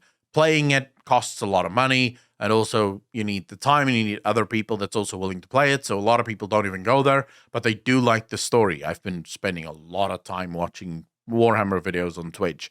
So I'm one of these people. You should look up War of the Beard one of these days if you want to see a good. That's fantasy though; it's not 4K. But you should look up War of the Beard if you. Are you into fantasy or 4K? I'm into fantasy. Like I told you, I have an army, like 2,000 points of dwarves, all painted and stuff. I love it. And it wasn't even like a Beer the Army, which is what people would call like the meta armies, because you could make like an army of dwarves, which was a unit called the Thunderers, which was basically dwarves with hand cannons. And what you'd do is you'd set them, and then they'd be able to move and shoot. So you'd have just like an array of dwarves, and they're all just advancing, and every time that you attack would be like a handful of die. Oh, shit. You just, okay, I took out like friggin' 6 or 7, and then you'd move forward a little bit more, and then in the next turn, boom! They'd call those Beer the Armies. No, my army was different. I would have like, actual cool themed units and stuff like that. And I do have a dwarven army. So what happened to the dwarfs in 40K? Do you know? I've heard they're actually coming back. I've heard coming back as in I hear they're introducing dwarves in 40K. I don't know what happened to them from a lore perspective, but they never made it to 40K apparently, but they're saying they're going to bring them back now, so I don't know. I've heard something about that at least. I'm seriously into 40K. Like the 40K universe, the Emperor of Man, the Imperium. I'm right there, Orcs in Warhammer, though, apparently everyone says they're the coolest faction. I don't know about that. We'll see. But yeah, ultimately, what it just basically boils down for me, there's things that I do want to see on the Dragonflight Alpha. I want to see dragon riding because I don't think that's going to be a spoiler to get information about what dragon riding is. I think that'd be fine. Yeah, that's the kind of thing that should be tested. Professions, I think, because that's also one of the topics we wanted to cover today. And this gives us a nice little segue into it. Mm-hmm. If you could sort of give me your preferred list of what you want from professions, someone who doesn't really care about professions, what would be something that you want to see? Because I'll just point this out and then I'll throw it over to you. I myself am not the biggest fan of professions, but from a philosophical standpoint, I told Rurikhan this before the show even started. You have one or two options when it comes to an RPG, in my opinion. You can either, one, not have professions at all and deal with progression in a very different way. But if you're gonna have professions, they have to be fantasy, right? They have to be up to par to what you would expect an RPG to deliver in terms of professions. So what is it that you think World of Warcraft needs in order to convince you, someone who potentially or historically doesn't care about professions, to actually start caring? So for starters, it needs to... it's like, I hesitate to say it like this because a lot of people are going to be like, oh, basic bitch. It's like, it needs to be understandable. Because a lot of times, and I mean understandable as in, yeah, everybody can understand professions. You go to Wowhead, you look up the guide, whatever, you figure out how to level it up, and it's whatever. But what I'm saying is, it needs to be understandable in the game. And you need to not have to look at it for like an hour to be like, oh, if I do it like this, then I can do it like that. The other thing is, I need to be able to figure out very quickly how to get the materials. Like the game itself should potentially tell you, oh, here's how you get these materials. Like, how do I? So like, oh, you see like some special ingot or something, you're probably going to know, okay, that comes from mining. You're going to have to mine the ore, then you're going to have to smelt it into ingots or whatever. but I want even more details than that. I want to be able to like figure out, okay, so this is a special smelting method that takes 24 hours. Because what happens is a lot of times I'd look at a recipe and I'd be like, okay, here's all the materials I need. And then if you think back, for instance, to vanilla, okay, here's a thorium ingot or whatever. Was it thorium? I don't remember. In order to get this, you need to go into a dungeon, and then you need to go into a special anvil and a special forge. And it's like, dude. Yeah. Like, I need to be able to understand how this works without having to go to Wowhead. That's like thing number one. I need to be able to understand it very clearly. Then I need to be able to understand how is this profession going to affect me as a player. So if you remember, for instance, back in Wrath of the Lich King, it was like, oh, if you do blacksmithing or whatever, you get to do some special enchant that would give you more health or something like that, if I remember correctly. There were some things like that. You'd be able to do like personal buffs and stuff like that. Yeah, leatherworking would have the armor, like leg armor that you could put on. It gives you extra armor and shit like that. For starters, I'm not a big fan of that system to begin with. But if it is going to be something like that, I want to know about it. I want to be able to like hover my mouse over blacksmithing and it instantly tells me, this gives you pads, a special enchant for shoulders. And then you hover it over alchemy. This gives you a special enchant for chest, that type of stuff. It needs to be very intuitive. That's like number one. It needs to be super intuitive. I need to be able to look at a recipe and, within a span of like maximum 2 minutes, understand exactly what I need to do to craft that recipe. Because that's one of the things that would always turn me off. Is like, I'd look at a recipe and go like, oh. Because there's like 50 friggin' material, not 50, but it's like be like 4 or 5 materials in there. Yeah. And I'd be wondering, okay, so this needs to be mined. This needs to be from like a leather crafter. This needs to be from whatever. And it's like, dude, no, it's too boring. It's way too boring. I need to be able to instantly figure out how to source the materials for this, how to get it. And I think that is going to be one of the things that is going to turn me off a little bit, which with a system that I actually think it's good, which is the fact that you can craft stuff for other players and they'll provide the materials for you. How intuitive is that going to be for someone that is not even that much into professions like me, right? It needs to be intuitive. That's like number one. And number two, it needs to be optional. And like I said, I don't want it to give like combat advantages, because if it gives combat advantages, I'm going to feel like, okay, I'm going to have to level up this profession, which is what I did back in the day. It was like, okay, I have to level up this profession because this is best in slot for tanking. So I have to level it up. No matter what I do, I need to level this up. So it has to be optional and it has to be intuitive. To me, being intuitive is the most important thing possible. Yeah. So I would say to the intuitiveness, you can easily solve this through quests. So for example, you introduce things slowly, but you then also give quests as you introduce things. So for thorium, as an example here, you give a quest that tells the player to go investigate, right? The player goes, they investigate, they discover this anvil in the middle of a dungeon because the quest led them there. They then go back to their trainer, and the trainer says, oh my God, I wonder what we could make with this anvil. This seems like a very ancient anvil, all the rest of it. Let's go back. Let's go do a couple of things there and we see. And then you have a thing where you're trying to craft mithril on it and it fails miserably. You're trying to craft bronze on it and fails fucking miserably. And then your trainer is like, let's try this. This is an experimental recipe. We only read about it in books. We've never actually seen it.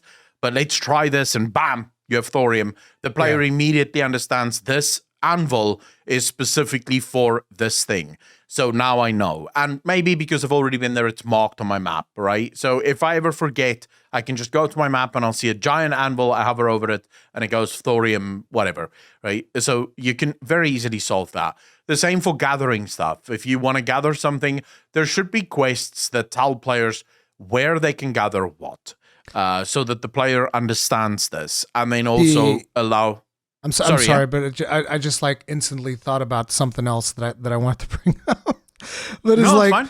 Another very important thing is there should never be a scenario where you crafting lower level gear is the best way to go about it.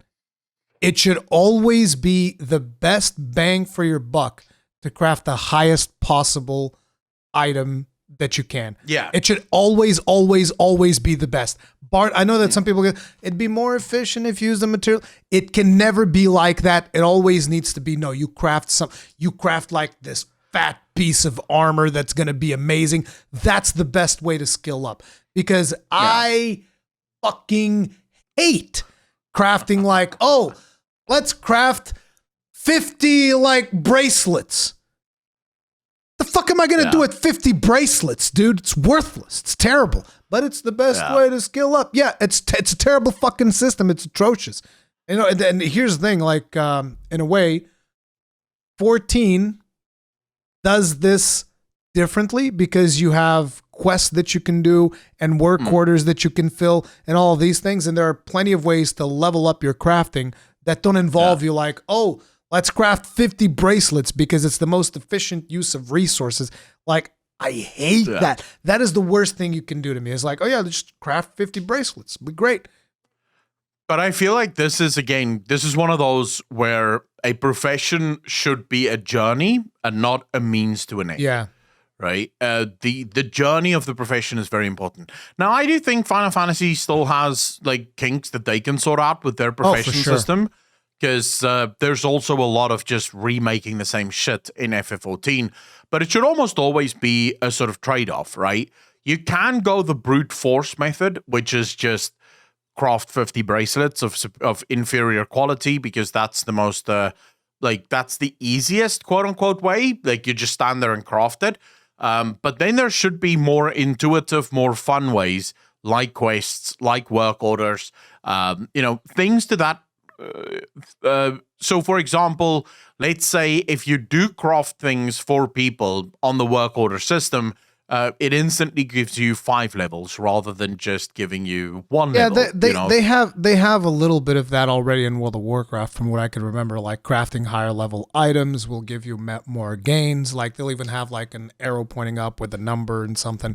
Yeah, but that will still usually just mean you're making a cunt ton of those.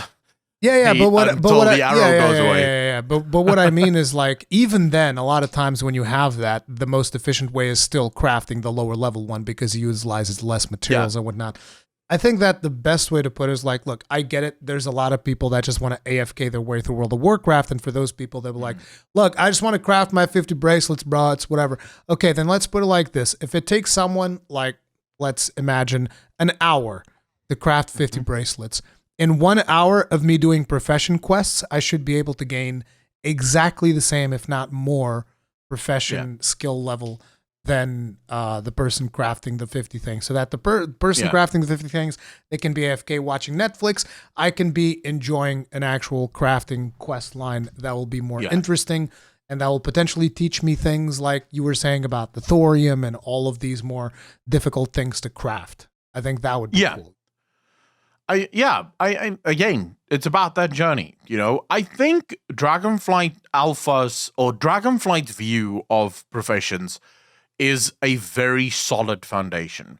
I don't think this is supposed to be viewed as the final form of professions. I've gone through the blue post just briefly, and a lot of this is very interesting. I love the new UI. I love the way the new UI works. I love the work order system. The crafting with quality effects seems good, but seems like it could also become a bit of a fucking nightmare. So I'll just give you guys an example here of how the quality works. So you have tier 1, tier 2, tier 3, tier 4, and tier 5. And these are different diamonds, right?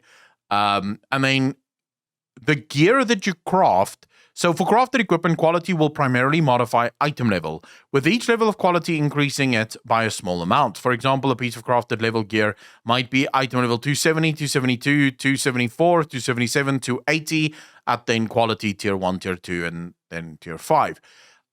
So it could be a little bit troublesome, like a little bit overcomplicated, but we'll see how Blizzard chooses to present that in the final form. But I think this is definitely a step up from modern day professions, right? The issue that I have is I don't want to see this as the final destination, because this is bare bones as fuck. This is just about good enough to be the foundation. From here, I need to see Blizzard actually push even further.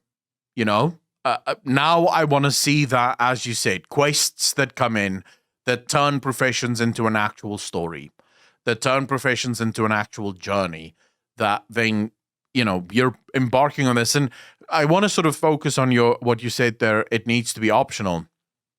It needs to be optional RPG content. So if you are someone that likes crafting, you should absolutely be able to become a full-time crafter in the game. And that is what you do.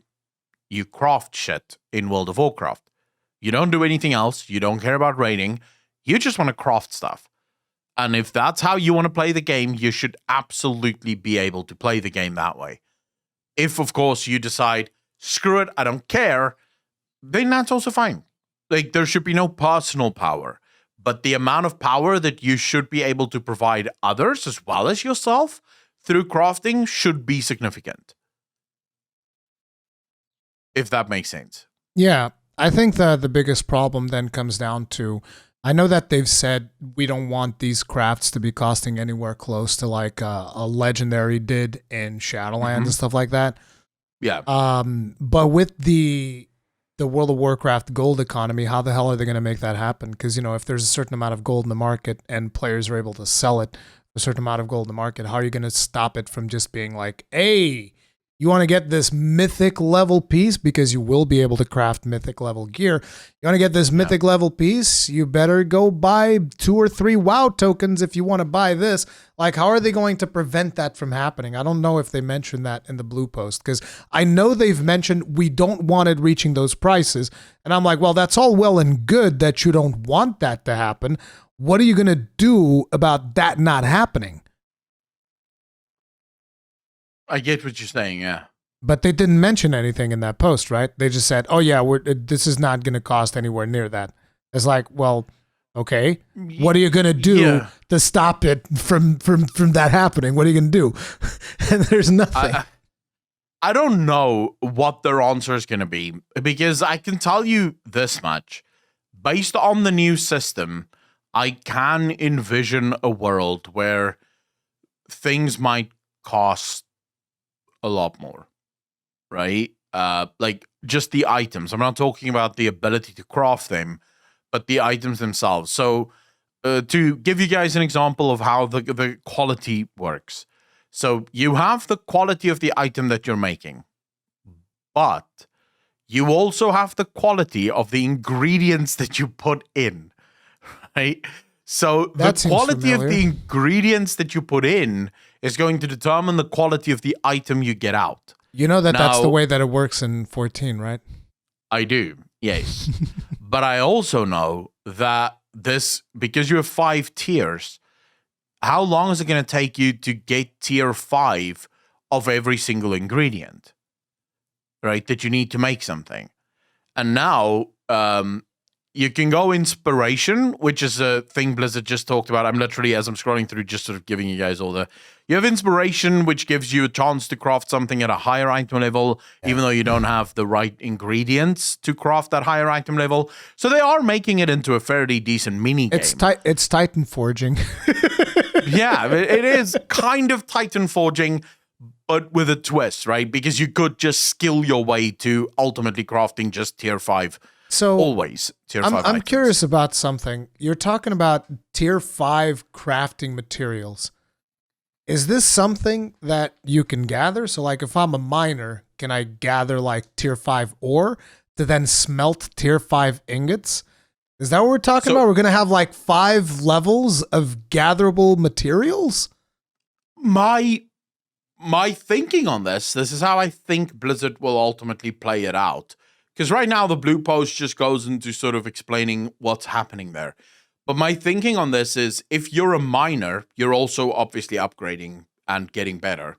So after a while, if your skill is high enough, you'll start grinding or gathering tier 5 materials. So when you were... The reason I'm bringing this up, this is something that Final Fantasy XIV recently removed. Yeah. you They did. used to be able to gather high quality versions of the materials, and they were like, I'm gonna remove that. And I was happy when they did it too, because I was like, dude, there were quests that I didn't do because, like, bro, I gotta figure out the rotation on gathering this thing, because there's an actual like gathering rotation in 14. Yeah. And I was like, bruh. This is, I so mean, being able to just like gather whatever, I was like, this is way better. Thank you. Screw that. Yeah. I'm going to be, like I said, it's going to be interesting to see. I think this is going to be tied more to just your pure skill. So unlike FF14 that have actual rotations and how you gather, making it a lot more of a sort of, involved aspect of the game. Yeah. So you can't just mindlessly farm shit.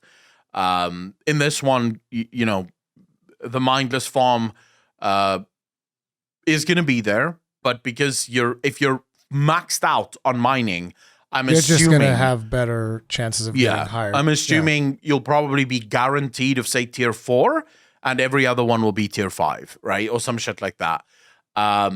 So you'll just automatically get better at gathering better and better ingredients to put into your items.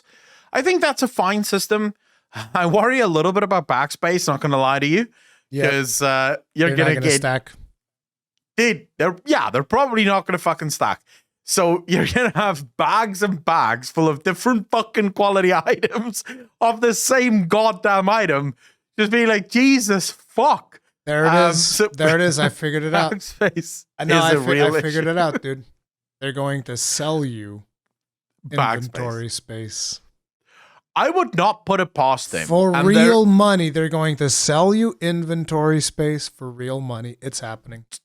To be fair, Final Fantasy already does this, right? With their retainers. And yeah, I do think that Blizzard is going to announce a similar to the retainer system in FF14. They do that with retainers. But although the ones that they give you, there's so much space already. But yeah, you're right. And you are right. Yeah. Yeah, when I speak to crafters, they're like, I need more retainers. Yeah. I don't have enough space. Now, just I think to sort of put this into perspective for people who might immediately get triggered by the fact that Blizzard is going to charge money for this, backspace is actually one of the most difficult problems to solve in video games. Purely because it can fuck up an engine just adding one extra backspace. Do you remember can destroy an engine? Do you remember back in the day when the servers would get overloaded and you'd have item lag? So you'd still be able to do everything else, but you wouldn't be able to use items. It was so weird. You'd be like, oh, so I can keep grinding, farming. I just can't complete quests because there's item lag. I can't do. Yeah. You'd be able to do everything in the game, but you'd not be able to Exactly. Because here's what I think a lot of people don't understand. So backspace, every potential space that you have, this is, by the way, why you almost never get games with unlimited backspace, unless it's like a completely offline game. Yeah. Right? But any game that is online will never have, or even have factors of online play, will never have unlimited backspace. Here's why. Every single slot on a bag occupies a position on a database. The engine has to consistently fetch from the database in order to read every single line of the bag. And this is constantly being done.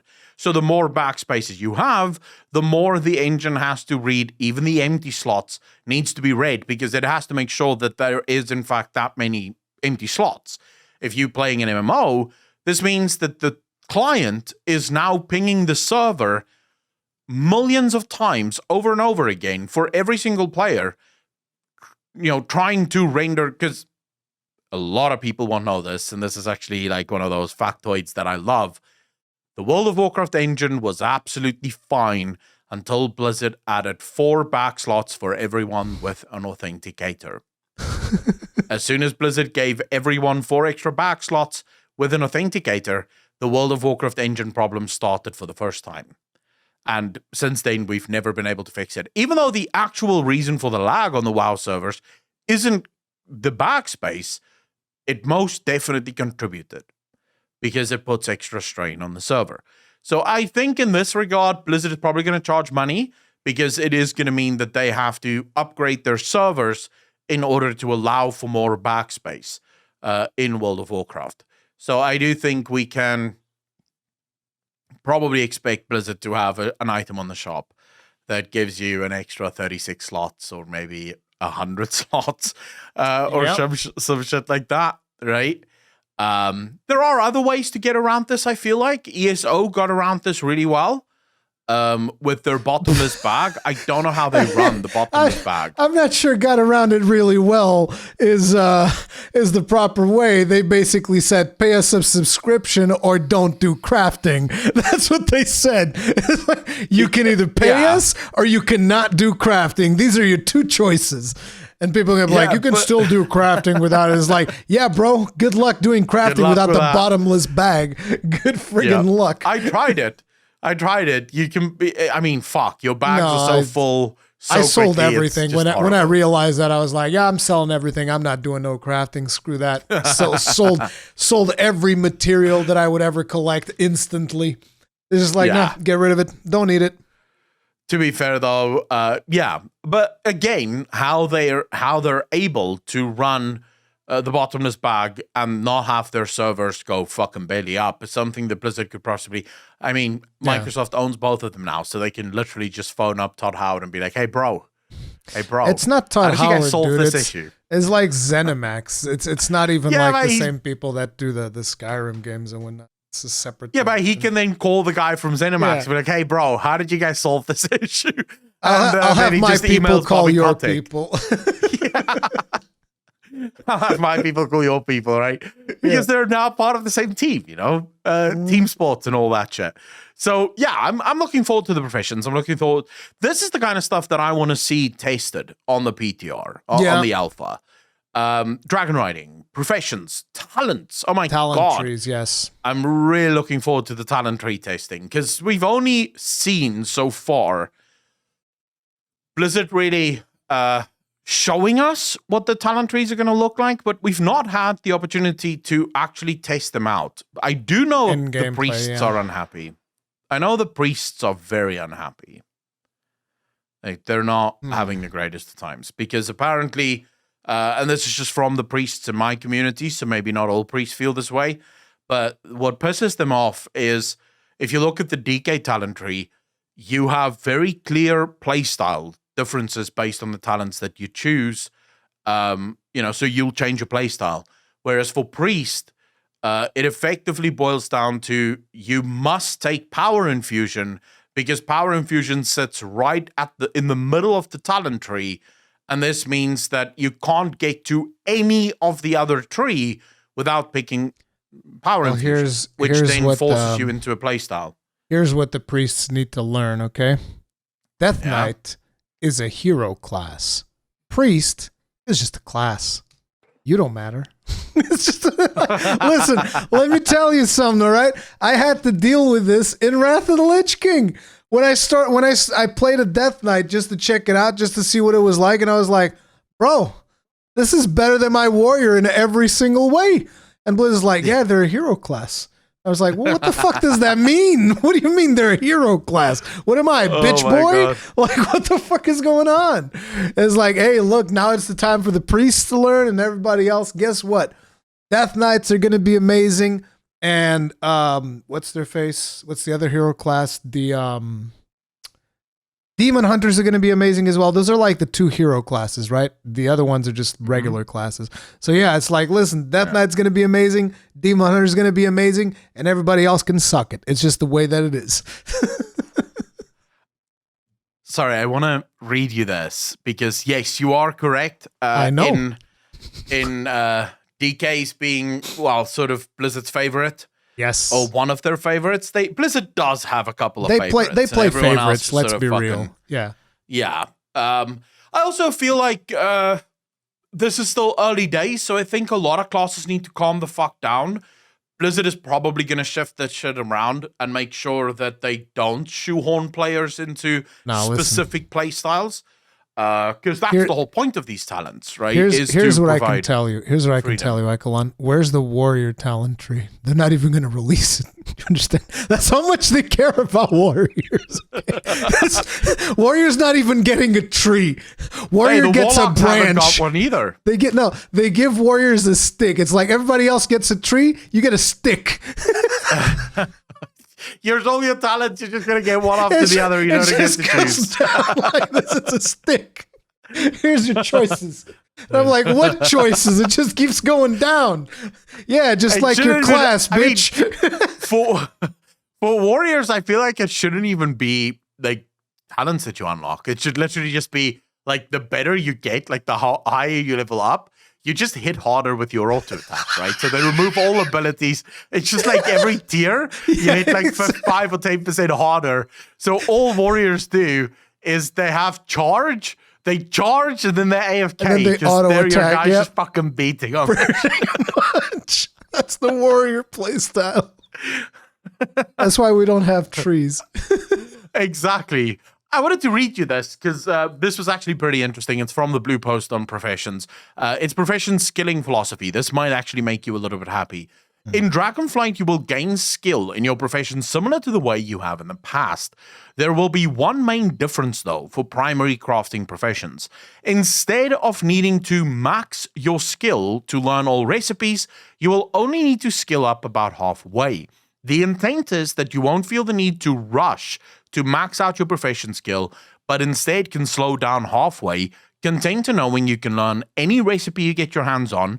It should also mean that while you are filling crafting orders for others, or making useful items for yourself, your guild, or to sell, that you will continue to gain skill. Finally, it should mean many fewer items will be made just to skill up, thus flooding the market and diminishing their value.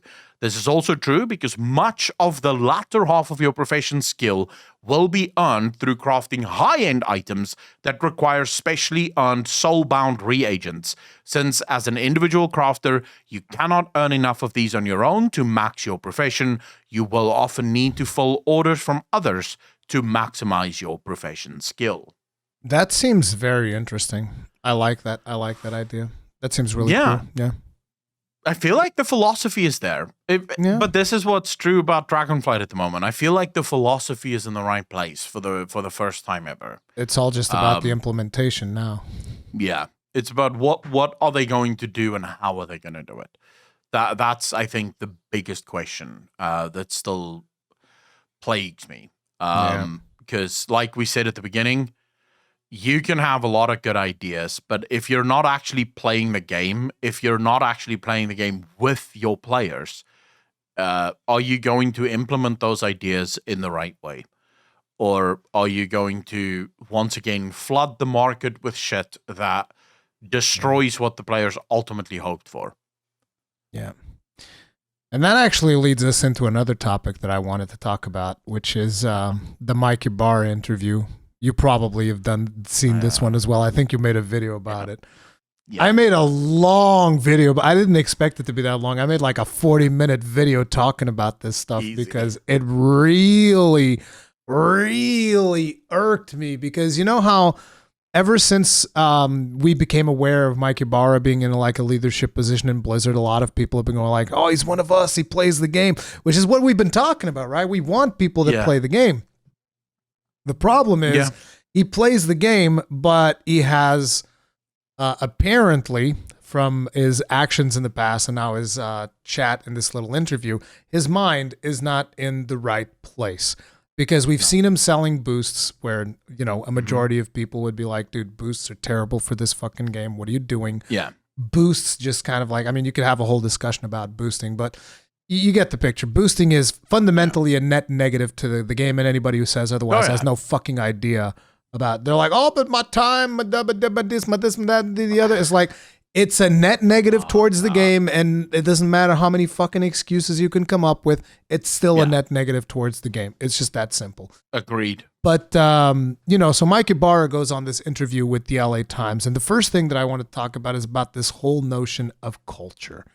Because it's like, when he's talking about culture, I'm thinking, okay, company culture, which is actually an important thing because you and I, we talked about this in the podcast previously when we were talking about the whole thing about the passing of the torch and what is important when you pass the torch in a company because, you know, developers, they're not going to be working in the same company forever, which is what makes company culture so important, right?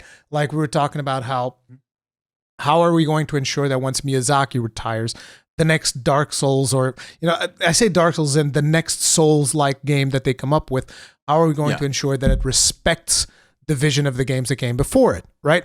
It's all about company culture. It's about instilling certain values in your employees and, those carrying forward as a company culture thing. Same thing for Monster Hunter, same thing for pretty much any game that you can think of. The company culture is the one thing that can potentially keep projects moving forward after the primary decision makers, the primary people behind these projects. The leaders. The leaders, yeah.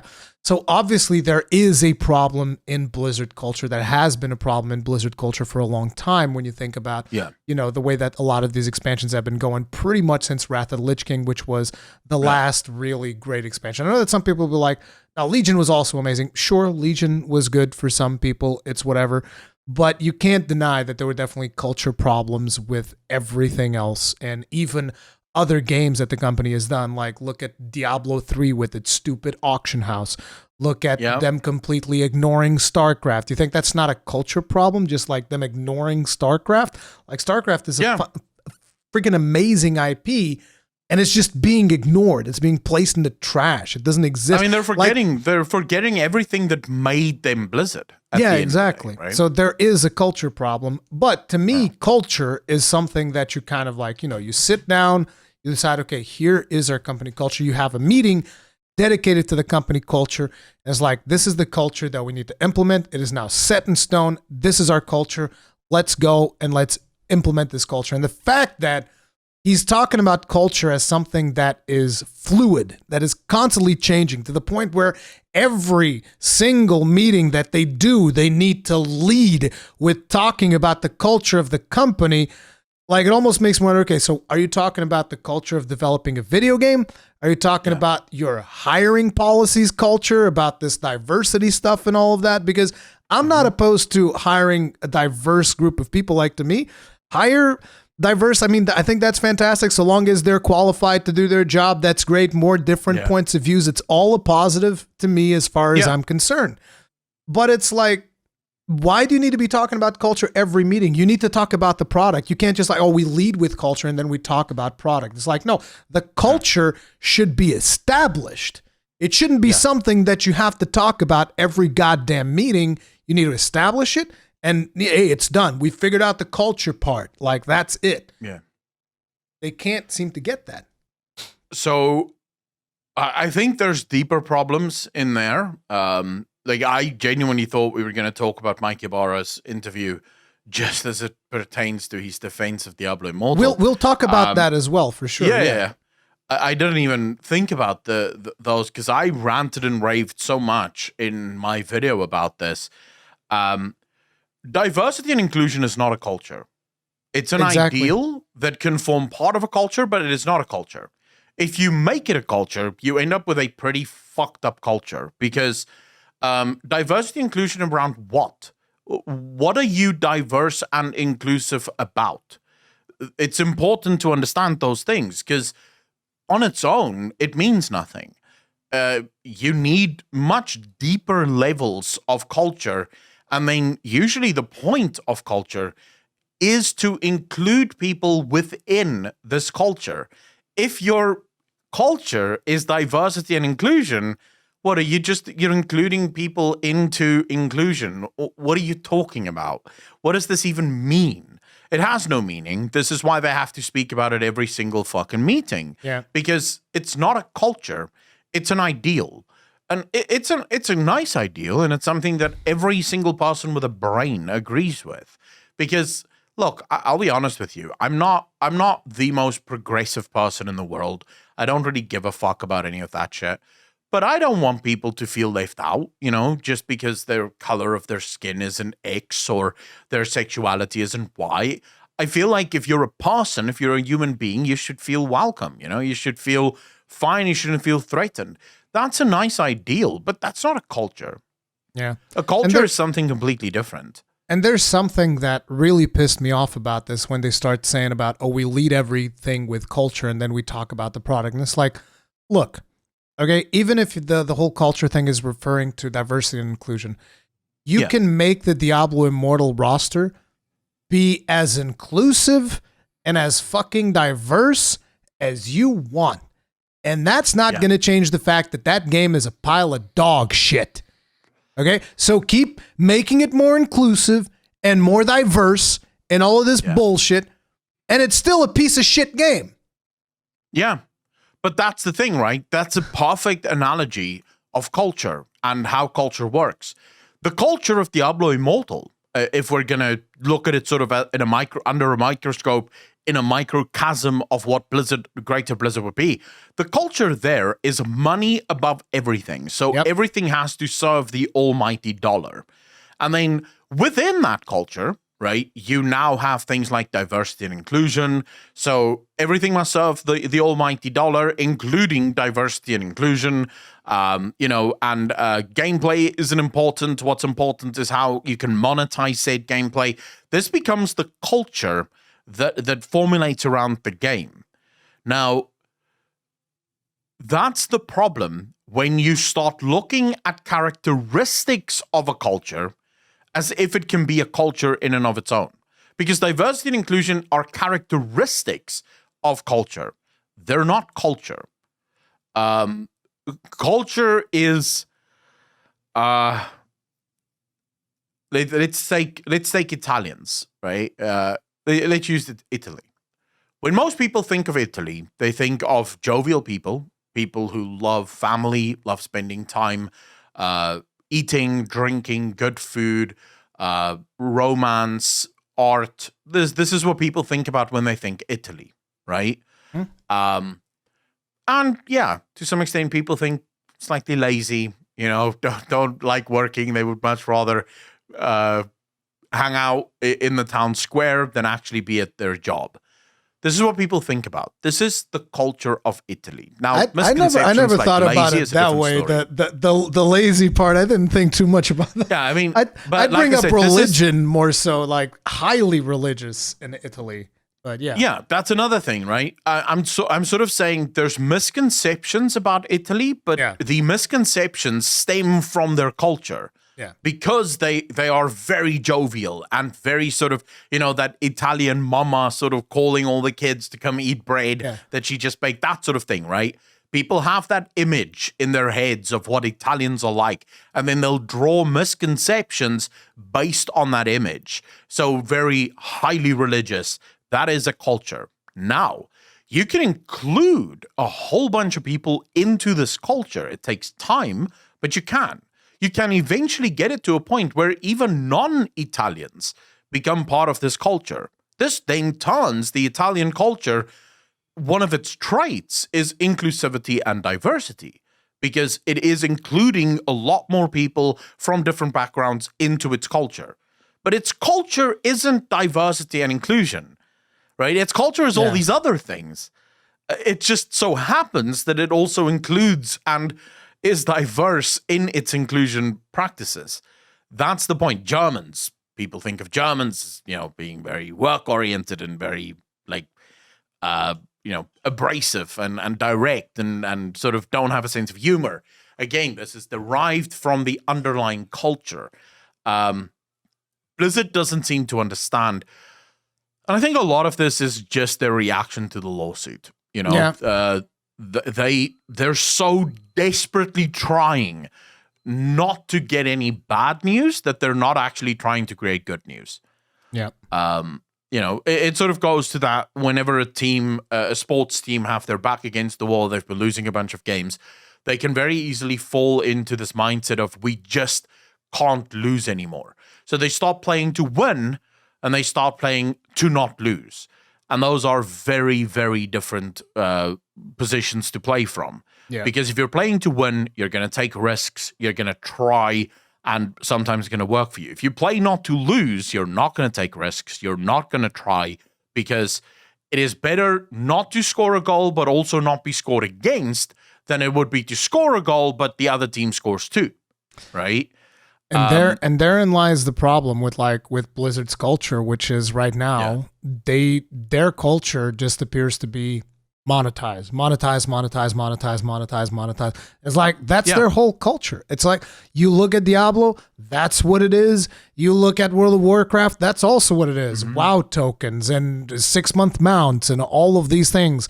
You look at Hearthstone, come on, Hearthstone is like just about monetization. Everybody's constantly buying packs. I've met so many people that they're like, oh yeah, every time a new expansion comes out, I drop like 500 bones in the game. And I'm like, what? That's insane. Like, that's not normal behavior. This is terrible. No. But that's what people do. They just like, they burn their money. And that is currently the culture of Blizzard. Monetize. And they need to shift that culture to be about actually developing good products. But as it turns out, they don't have to, because people keep burning their money away, regardless if the product is good or not. I think a lot of this also comes from, and this is sadly something that you can't really do anything about it, but it's happening because something that's been bothering me quite a bit, something that I've been thinking about quite a lot. I want to make a video on it, but I'm not entirely I don't know how divisive this will be, but if you look at the West, right? Western gaming companies, they have completely lost their way. You know, they're all over the place. All of them are talking about, you know, their culture as if they suddenly just lost whatever their culture was, and now they're in need of finding a new one. And then you look at the Eastern games, you know, you look at the Japanese games, you look even at the Chinese games, the Korean games. They're solid. Right? They're extremely solid in their application. They haven't deviated from anything. Final Fantasy is still Final Fantasy, and its culture is basically the culture of Japan. It's highly sexualized for both male and female, which is a Japanese trait. It's very big on friendship, which again is very deeply entrenched in the Japanese sort of story tropes. Almost all of their stories have this power of friendship, the power of people coming together to defeat the great evil. And these things are very much present in the way that they tell their stories. And then you look at the cultures, the physical cultures of the West. There's a couple of gaming companies in the West that's still doing fine. So a lot of your sort of Eastern European countries seems to be doing great. Poland, not Ukraine. Yeah, even Ukraine, Hungary. These countries, the games that come out of these countries seem to be good, solid, mostly indie. You know, except for CD Projekt Red, it's mostly indie games that come out, but it's solid games. It's games that understand what it wants to be, it understands what it wants to serve, and it goes for it. And then you look at the American companies, really mostly the American companies, because that's where most of them are. They have no idea. And I wonder how much of that might have to do with the West as a whole is losing its culture.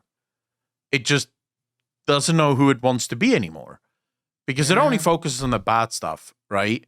I don't make this political, but the West focuses a lot on all the bad stuff that happened in our history, you know, the slavery and stuff like that.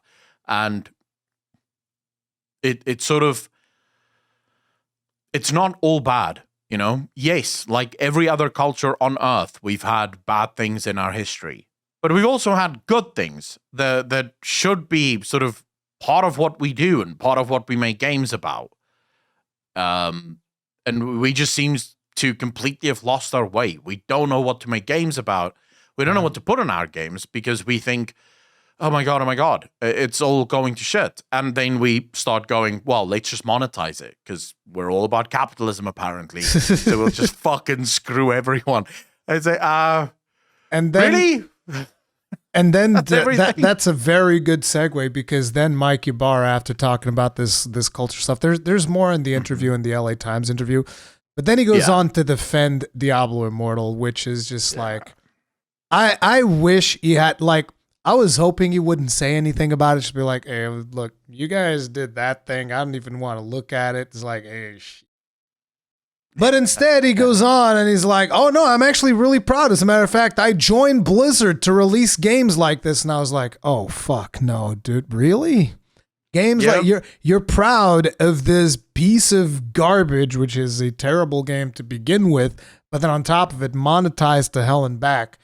And I still can't understand the people that are saying, "Oh, but it's actually a good game beneath the mud." It's a worse version of Diablo 3. I'm not sure how that makes a good game, but sure, Slay Queen and all of those other things. But he goes on and he's like, "Oh, and it's like you can play 99.5% of the game completely for free." For starters, that's a lie. Yeah. That's a straight up lie. As someone who's beaten the game, I can say that's just a straight up lie, because I wouldn't consider, PvP as being 0.5%. I wouldn't consider the Vault of Eden, whatever the hell his name was, where you could get like a bunch of passive traits, as 0.5%. I wouldn't consider paid rifts as 0.5% of the experience. I wouldn't consider I would say you can play maybe 60% of the game for free. Maybe. And that's me being very generous. I'm being very generous in that analysis. So that 99.5%, you can take that back and go recalculate. I don't know if you know how math works or what the deal is, but that's just a flat out lie. And then on top of it, he goes and he says the monetization only really comes in at endgame. That's another lie. Monetization comes in the moment you log in. It's like 800% value. That's monetization number one. Then you beat your first dungeon. Now it's 540% value. Then you beat your second dungeon. Now it's another one. And then after that, you're expected to do paid rifts. And then after you've gone through and spent like about $100,000 in the game to get all of your gems, then you're expected to buy an additional material to upgrade those gems even further, at which point you need to spend like another $100,000 to get a whole bunch of other gems to feed into this new system. And it's like, bro, it doesn't come in at endgame. It comes in the moment you log into the game. You're constantly being shoved into the store. It's just a flat out lie. It's just blatant lies. And then he comes in and he's like, "Oh yeah, and let's talk about the App Store score, which is currently sitting at 4.5. And I'm like, why don't we talk about the Android one that took a nosedive from 4.9 to like 3.7 or whatever it is right now, because people are just like, bro, this is actually trash. I think one of the problems is also, I don't know if people are allowed to change their reviews in the App Store, what the deal is, because I feel like there's some manipulation going on with the score in the App Store, considering that it took a nosedive in Android and it hasn't taken a nosedive in the App Store. That is very weird. And then, of course, Metacritic is sitting at like 0.4, which is the one that matters. Yeah. I will say this, right? He's technically not lying, and that's what makes it even more scumbag. Because in almost any other game, he is correct. You can do everything in the game, or most things in the game, for free. You can do rifts, you can do greater rifts, you can do all that shit. But when you include the genre of the game, it's an ARPG. Yep. ARPGs are all about end game progression and min-maxing. Yeah, it's literally why people play ARPGs, is to min-max. That's the point of those games. And when you include the min-maxing of the game, then suddenly there is a massive portion of the fucking game that is just not available to the player. Like, the player can just not get into those things because they don't have $100,000 fucking dollars running around. And by the way, it's far more than that. Once people started to realize just how resonance is going to work in the game, they actually calculated it at something like $400 and something thousand. That's about $500,000. And in order to resonate every single piece of your gear to max. So it is super, super, super problematic what Blizzard is doing here and how Blizzard is doing things. I'm genuinely a lot surprised at Mike Ybarra's defense, but I'm more afraid now than ever before. I just tweeted out this morning. If this to them is fine, where do they draw the line on scumbag? Exactly. Like, at what point do they go, well, this is probably too far. Because this makes someone in my chat actually yesterday during the podcast said something that scared the living fuck out of me.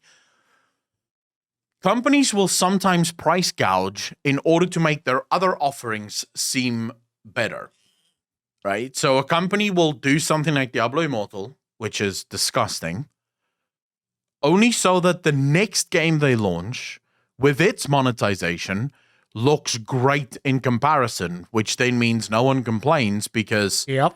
hey, at least it's not Diablo Immortal, you know? But What happens to Diablo? I already predicted that that's going to happen with Diablo 4. In Diablo 4, it's not going to be as egregious as Diablo Immortal, but it's still going to be pretty bad for most standards. Yeah. But there's already people defending Diablo Immortal. And to those people, by the way, if you happen to be watching this, fuck you. Okay, just like, sorry, it is what it is. But it's like, there's already people that are defending Diablo Immortal. There's always been people that defended Diablo Immortal's business practice, like, it's free, you don't have to pay. People like that, right? And those people already exist. They're going to multiply when Diablo 4 comes out with shady business practice. They're going to be like, hey, at least it's not Diablo Immortal, man. Yeah, you guys complained about Diablo Immortal, and now Blizzard is doing it better, and you're still complaining, so you just want to complain about everything. Yeah, they're listening to us. Look. Yeah, I agree. I 1,000% agree. That's what scares me most. Because fuck Diablo Immortal. I couldn't care less if that game dies tomorrow. Like, it wouldn't bother me at all. What I'm worried about care. You want to know why I care? I care because I'd be happy. I'd make a party if that game died tomorrow. I'd be like, fuck yeah, dude. Woo! I think it's because it's mobile. I couldn't give two fucks, right? For me, it's sort of like the only thing that I would like is the fact that Blizzard lost a potential cash cow. You know, that would be nice to see. Yeah. But for me, it is just sort of it's the fear of what comes next. Because clearly Mike Ybarra does not, and I'll be honest with you, I was more angry at the fucking reporter than I was at Mike Ybarra. Because this is a journalist, by the way. This is a fucking This, by the way, is why I have zero respect for game journalism whatsoever. IGN, Kotaku, Polygon, all of them, fucking miserable. Because that's the moment as a reporter that you stand up and say, excuse me, sir, he's the fence, just to give people word for word, he's the fence of Diablo Immortal. They wouldn't have been able to make it free, like 99.5% of the game free, if they didn't charge that much. Now, if you're a reporter, your literal follow-up question is Path of Exile? ? Because that's free. Fucking 100% free for everyone to play, and they're making money. How are they doing it free, sir? The problem there is also burning bridges, but I think an even more interesting question would be, have you considered that maybe this is not a sustainable business model if your average spending, if you want to max out a character, is $500,000? Yeah. This does not strike me as a sustainable business model. I don't think that everybody out there is willing to pay $500,000. But of course, the answers to that it would either end the interview, like he would walk out or something like that. And there are limits to what you can ask in these interviews, but he could have definitely dug up a little bit more and get more out of him. But obviously, you see, this is my issue. This is why the only person I have respect for in the gaming industry, and not because we agree politically, I disagree with everything he says politically, but as a game journalist, I think Jason Schreier, I think he is the greatest. He's the last good gaming journalist out there because he doesn't sell out. He does the exposés. Because he's not going to get an interview. There's not a single fucking game developer that's going to give Jason Schreier an interview. Not anymore. They just won't. So he does the expose. So he actually does the hard work. He goes out and he does what journalists are supposed to do because they have the resources. Look, I'm going to be honest with you guys.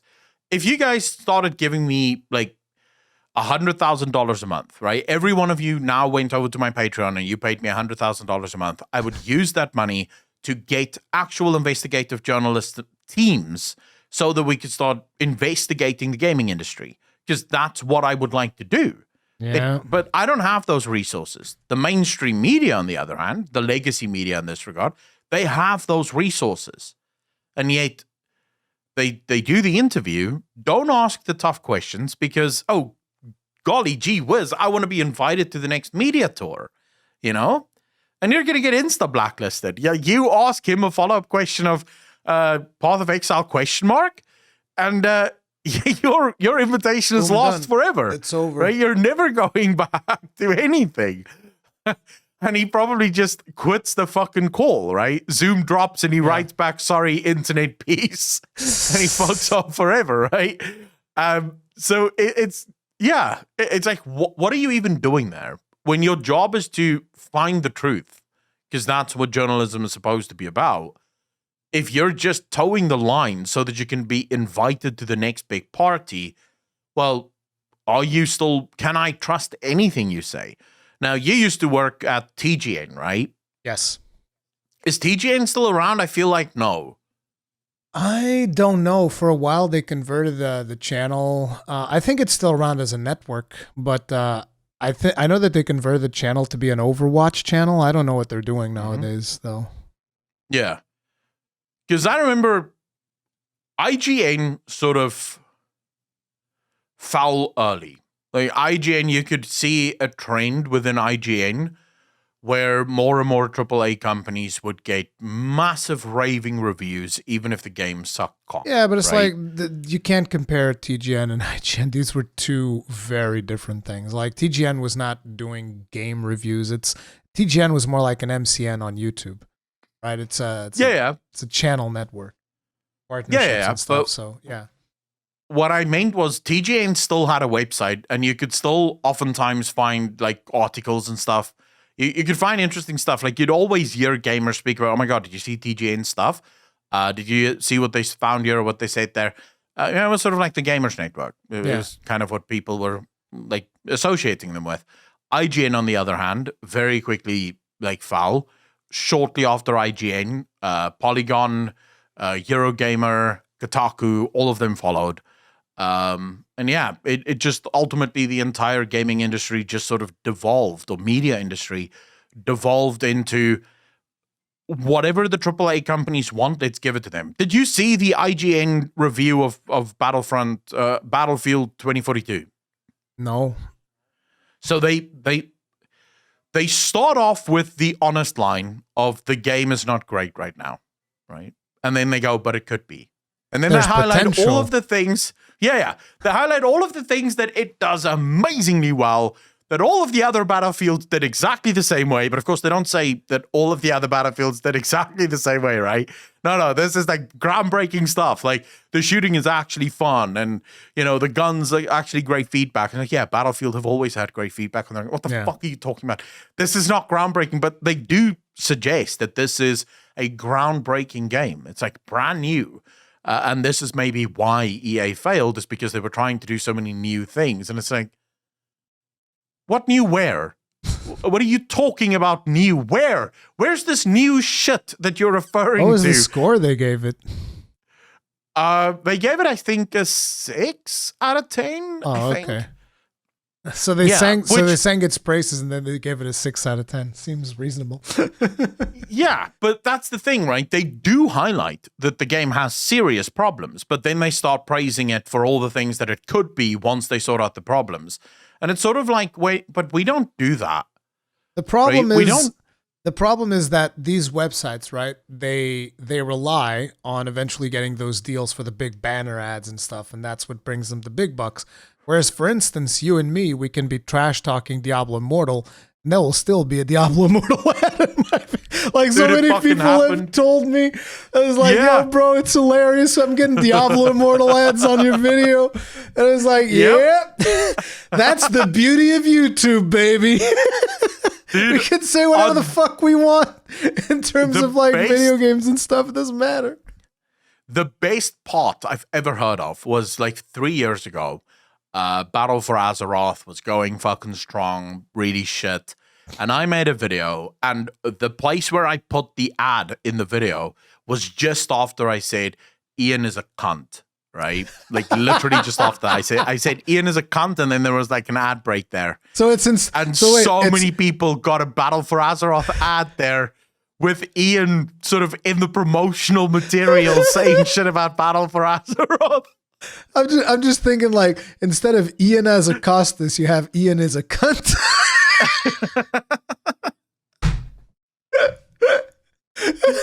I mean, my name, whenever I speak about Bobby Kotick, I always say Bobby Cuntick. So I do like the word cunt, you know. I'm a huge fan of the word. Hey, people take it more personally than what it should be taken as. But, hey, Ian, can we get access to the alpha? I know you're watching this, Ian. Don't try to hide it. Like, fuck am I getting? Like, you might. You're big enough, I feel. No. It's not happening. Because I don't cover WoW in my main channel. So it doesn't matter. But you do stream on Twitch, right? I mean, I haven't streamed on Twitch since Sunbreak came out. Oh, but yeah, shit. I do stream on Twitch every day. It's like I stream on both websites because at the end of the day, you're not going to grow on Twitch by streaming Monster Hunter or a lot of the games that I like playing. You're just not going to grow on Twitch because that's a niche. What Twitch wants is people who do just chatting and shows and all of these things. They don't actually want gaming. Like if you go and you watch, most of the successful channels on Twitch don't actually do gaming. Like there are channels that do gaming. They'll have like maybe, 5,000. If you're Coke Carnage, which is like one of the best ones, then yeah, sure, you can get like up to 10K. But besides that, a majority of creators, they don't do. And that's what I want to do. I want to do gaming. I don't want to do no fucking, I like doing podcasts and stuff, but besides that, it's like I want to do gaming. I don't want to be doing talk shows all day. I get too bored. I'm a just chatter, bro. Yeah, I know. See, you're perfect for it, man. It is what it is. I fucking love my just chatting streams, man. It makes me happy. I do just chatting streams every now and then as well. But like my thing is I just like playing games and talking about games more than anything else. So it's like that's why I stream on YouTube. Like I can get way more people watching like Monster Hunter stuff on YouTube than I ever will get on Twitch. It's just the way that it is. But the WoW stuff and whatnot that I tend to do on Twitch. So like probably when Dragonflight comes out, I'll probably stream that on Twitch. Yeah, I feel like I get what you're saying. If I didn't accept partnership on Twitch, I would probably have streamed on both as well. In fact, but wait a minute. When I say I stream on both, I don't mean like at the same time. So what? How do you do it? Just every once in a while? Every now and then I stream on YouTube. Every now and then I stream on Twitch because there's no exclusivity in my contract, with the exception of 24 hours. For the streams or whatever. It's like, oh, your streams are 24 hours exclusivity on Twitch, which nobody even respects that to begin with. So whatever. No, I do the same thing, right? Yeah. I do once a week. I have the Q&A on YouTube, which is not gameplay, obviously. Yeah. I have thought about doing more YouTube sort of other game shit, if that would even work. I'm not sure if it would work though.